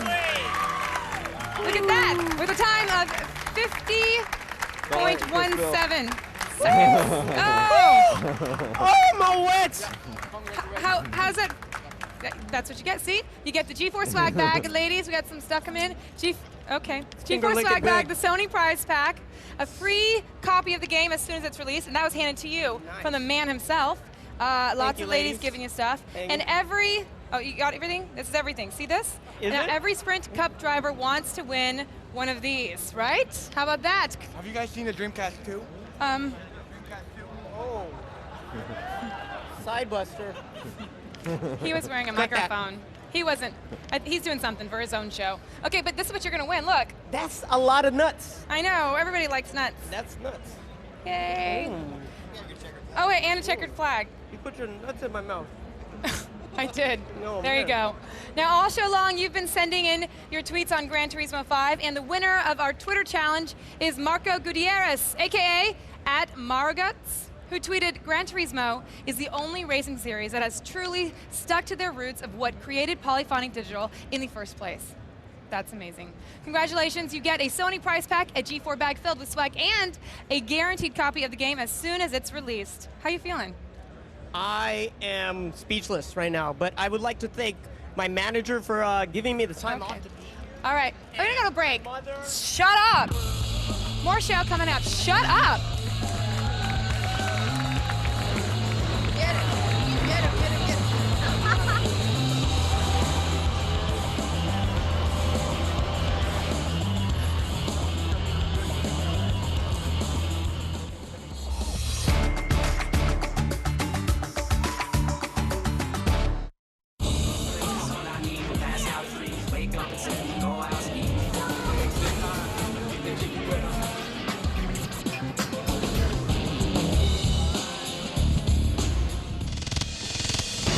Tomorrow, E3 2010's biggest games hit the G4 stage, and we're giving you unprecedented access. If a zombie outbreak happens in Vegas, does it stay in Vegas? Find out when we go hands-on with Dead Rising 2. Then, Medal of Honor returns with an explosive 3D take on modern combat. Plus, find out what new twists EA has planned for the year's most anticipated sports game, not played on actual turf. Madden NFL 11. And we'll ride light cycles in an exclusive hands-on demo of Tron Evolution. All that plus exclusive interviews, the latest trailers, and all the news as it breaks. E3 2010 is the biggest gaming event on the planet, and it's only on G4.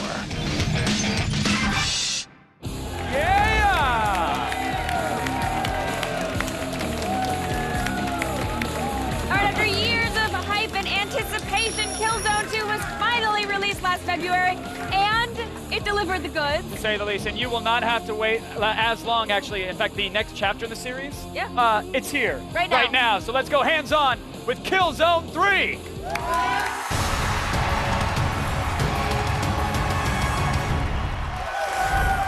Joining us now is Herman Host, Managing Director of Guerrilla Games. Herman, welcome to the old E3 stage here, sir. Thank you. But, you know, Killzone 2 to Killzone 3, much quicker development time, obviously. So as a gamer, thank you for that. But very welcome. Where are you bringing the story? Where are you bringing the characters this time? So we're picking up exactly where we left off with Killzone 2. Fazari, main nemesis, is dead. You think you've done pretty well, but really the tables have turned on you. Your invasion fleet pretty much entirely has been annihilated. You find yourself pretty much as a mouse in the middle of a cat fight. You try to find a way to get the hell out of the planet at this point in Killzone 3, and that's what you're about to do. You spend all of Killzone 2 getting to the top of the totem pole, and then you find out you're under the soil. Boom, that's it. Yeah, take us right back down. I appreciate that. All right, and so the engine has had a bit of an overhaul. What has that allowed you to do? So, you know, with Killzone 2, we kind of felt that we scratched the bottom of it. We've really been able to secure another 30–40%. We're using that for much broader, bigger scale, much bigger environments, a lot more detail on the screen once again, and also a lot of variety in the gameplay. You know, a lot of different settings. And I think that's what's going to define Killzone 3. Well, what are some of those settings? I'd love to hear where we're going to be. We just saw Winter Wonderland, a winter scene. Yeah. Winter Wonderland. Winter Wonderland, it's exactly. Beautiful and safe. Those are the Arctic seas, the north of Helghan, and then we have Alien Jungle, very terrifying setting. Then there will be the nuclear aftermath of Killzone 2. The wastelands. There will be, even in the finale of the game, we're going to take you all the way up into space. There's going to be a lot of diversity there. We also just saw friggin' jetpacks. Absolutely. Finally in Killzone. Yeah. So can we expect multiple like sort of vehicles or modes like that? There's going to be quite a lot of vehicle gameplay in Killzone 3, and this is something we've taken inspiration from Killzone Liberation, where we introduced the jetpacks first. We really wanted to take that into the first-person experience for the first time in Killzone 3. Yeah, it's a very interesting and dynamic viewpoint for the jetpack as well. And you guys, you managed to, like you said, get 30 to 40% more out of the game engine. Yeah. How much of that is being devoted to the fact that you guys are in 3D now, which is incredible? Yeah, that's not really comparing apples to apples, but you know, 3D is obviously a different way of rendering, and you got to render it in a double way, and it's already looking great. The performance is there. It's not the huge effort that people always ask me that it is. You know, the challenge is not in creating the 3D environment. That's already there. That was always in 3D. The challenge really lies in creating that HUD and attaching that onto the 3D world and making that look good. You know, having the HUD, and you guys don't watch movies, 3D movies with subtitles, but back in Europe we do, right? In non-native English-speaking countries, you often see those float in front of the screen. They got to be good. You know, the reticule, the crosshair, they got to be at the right distance, the right depth, right. And that's the main challenge. And who are some of the enemies that we're going to be fighting? So the enemies are going to be a lot more brutal, a lot more what we call hard sci-fi. These jetpackers is the one that we're introducing, the level that we're talking about. You know, these guys are... they look friendly, like they're going to drop down and give you a cookie basket. They're very friendly, and I think they're very much indicative of what you can expect in Killzone 3. You never quite know what to expect. In Killzone 2 we introduced the cinematic deaths. In Killzone 3, we've got that, but we're taking it to an entirely different level. You shoot one of these guys out of the sky, they come back, they arch, they might land at your feet, they might kill your buddy, you never know what to expect. So you think the really job cool. is done, you've killed them, and then they might swoop back to when you least expect it. And weaponry-wise, I mean, Killzone's always been about like thick, heavy guns and blowing people away. I'm assuming Killzone 3 is going to be no exception to that rule? Absolutely not at all. We're actually going back to an extent to Killzone 1, take inspiration from those massive gyro mount weapons that we had. So there's a minigun that you're using on the Intruder. Later on, we're introducing the Wasp, which is a kind of a nickname. It is a portable weapon of mass destruction, swarming missiles, but it also got like an aerial strike as a secondary fire option. Massive weapon. I like that the secondary function is an aerial strike. Yeah. Because I mean, that wasn't disastrous enough. Like, it's a water gun, but it could also nuke a planet. Essentially makes you into a one-man army, which is a great empowering feeling after you've done all the hard work. Of course. And what about multiplayer? Because, you know, obviously solid single-player campaign, you're going to forward the story. What can we do when we get this game online with our friends? You know, multiplayer is really the other half of the game, as I call it. It's got a lot of innovation in it, a lot of cool new stuff. It's going to be very cinematic again. We're really focusing a lot on accessibility. We're making it easier for newer players to get into. We're also making it easier to play it with your friends, and the exact features I'll talk to you about more later in the year. And what is something that's in the game that's really going to speak to the fans of the series? And what did you have to include because the fans would not accept this game without it? You know, the fans have been making a lot of noise about Rico as your main buddy, right? And they love him, and sometimes he can be a little bit frustrating. We've really sort of made him very useful. So now he's reviving you again when you least expect it. He's going to be very, very sweet to you. All right, well, Herman, the game obviously looks amazing. We know it's going to play amazing. When can we get our hands on the controller and actually get in the action? So, you know, at the SCA booth, it's available here at E3. It's going to launch in February of next year, and it's going to be a global release. And that's going to include 3D and fully available in PlayStation Move functionality as well. The internet will cry that day. Herman, thank you for coming by. We really appreciate it. That was Killzone 3, everybody. But now let's check in with Miss Allison Hayslip one more time. She's out on the old floor there.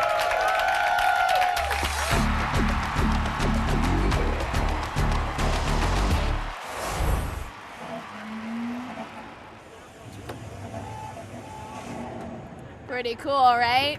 At E3, I get my very own exosuit from Red Faction Armageddon. I think I'm gonna take this puppy for a stroll and pretty much, you know, destroy booths I don't like, and at the booths I do like, just take all the swag that I want. I just have to figure out how to make it walk. Hey guys, how do I get this thing to walk? Wait, I'm not ready. Wait, how do I get out of this thing? Wait, help! I don't know.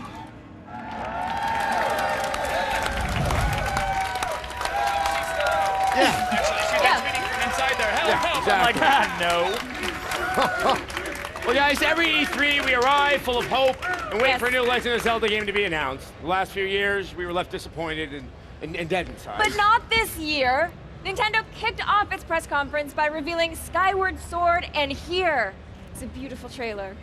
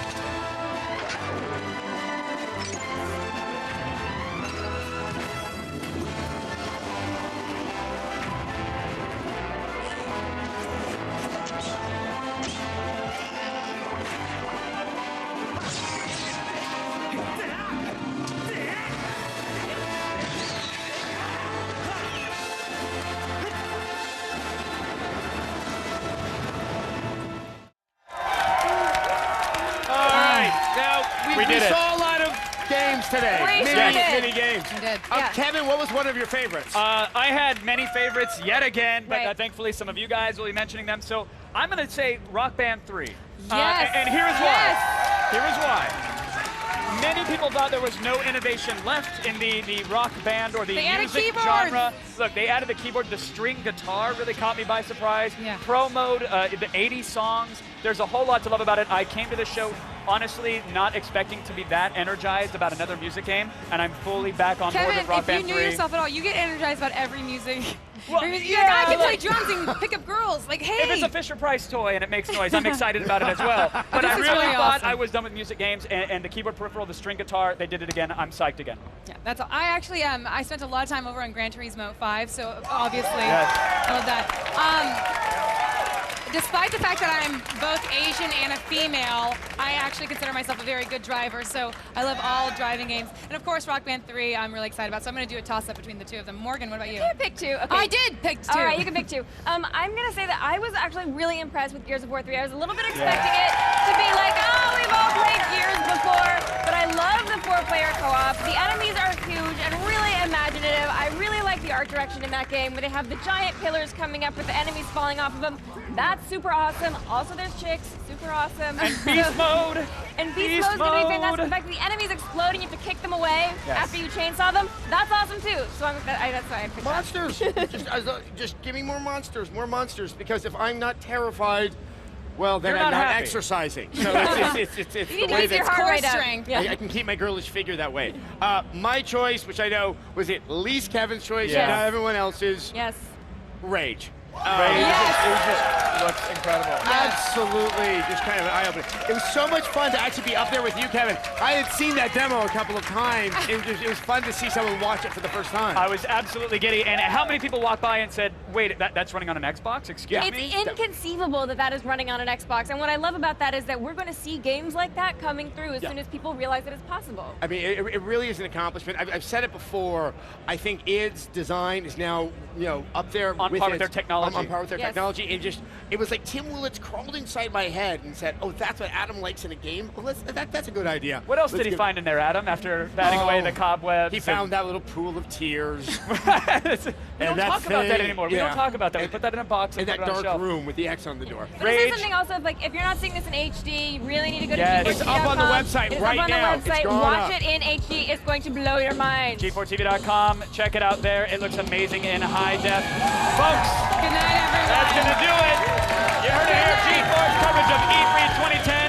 It's actually far from over. We're going to be back tonight. tonight at 9:30 with a very special live edition of G4TV.com's feedback. And tomorrow night at 6, we'll be back on the floor with even more hands-on demos, exclusive interviews, and all the breaking headlines.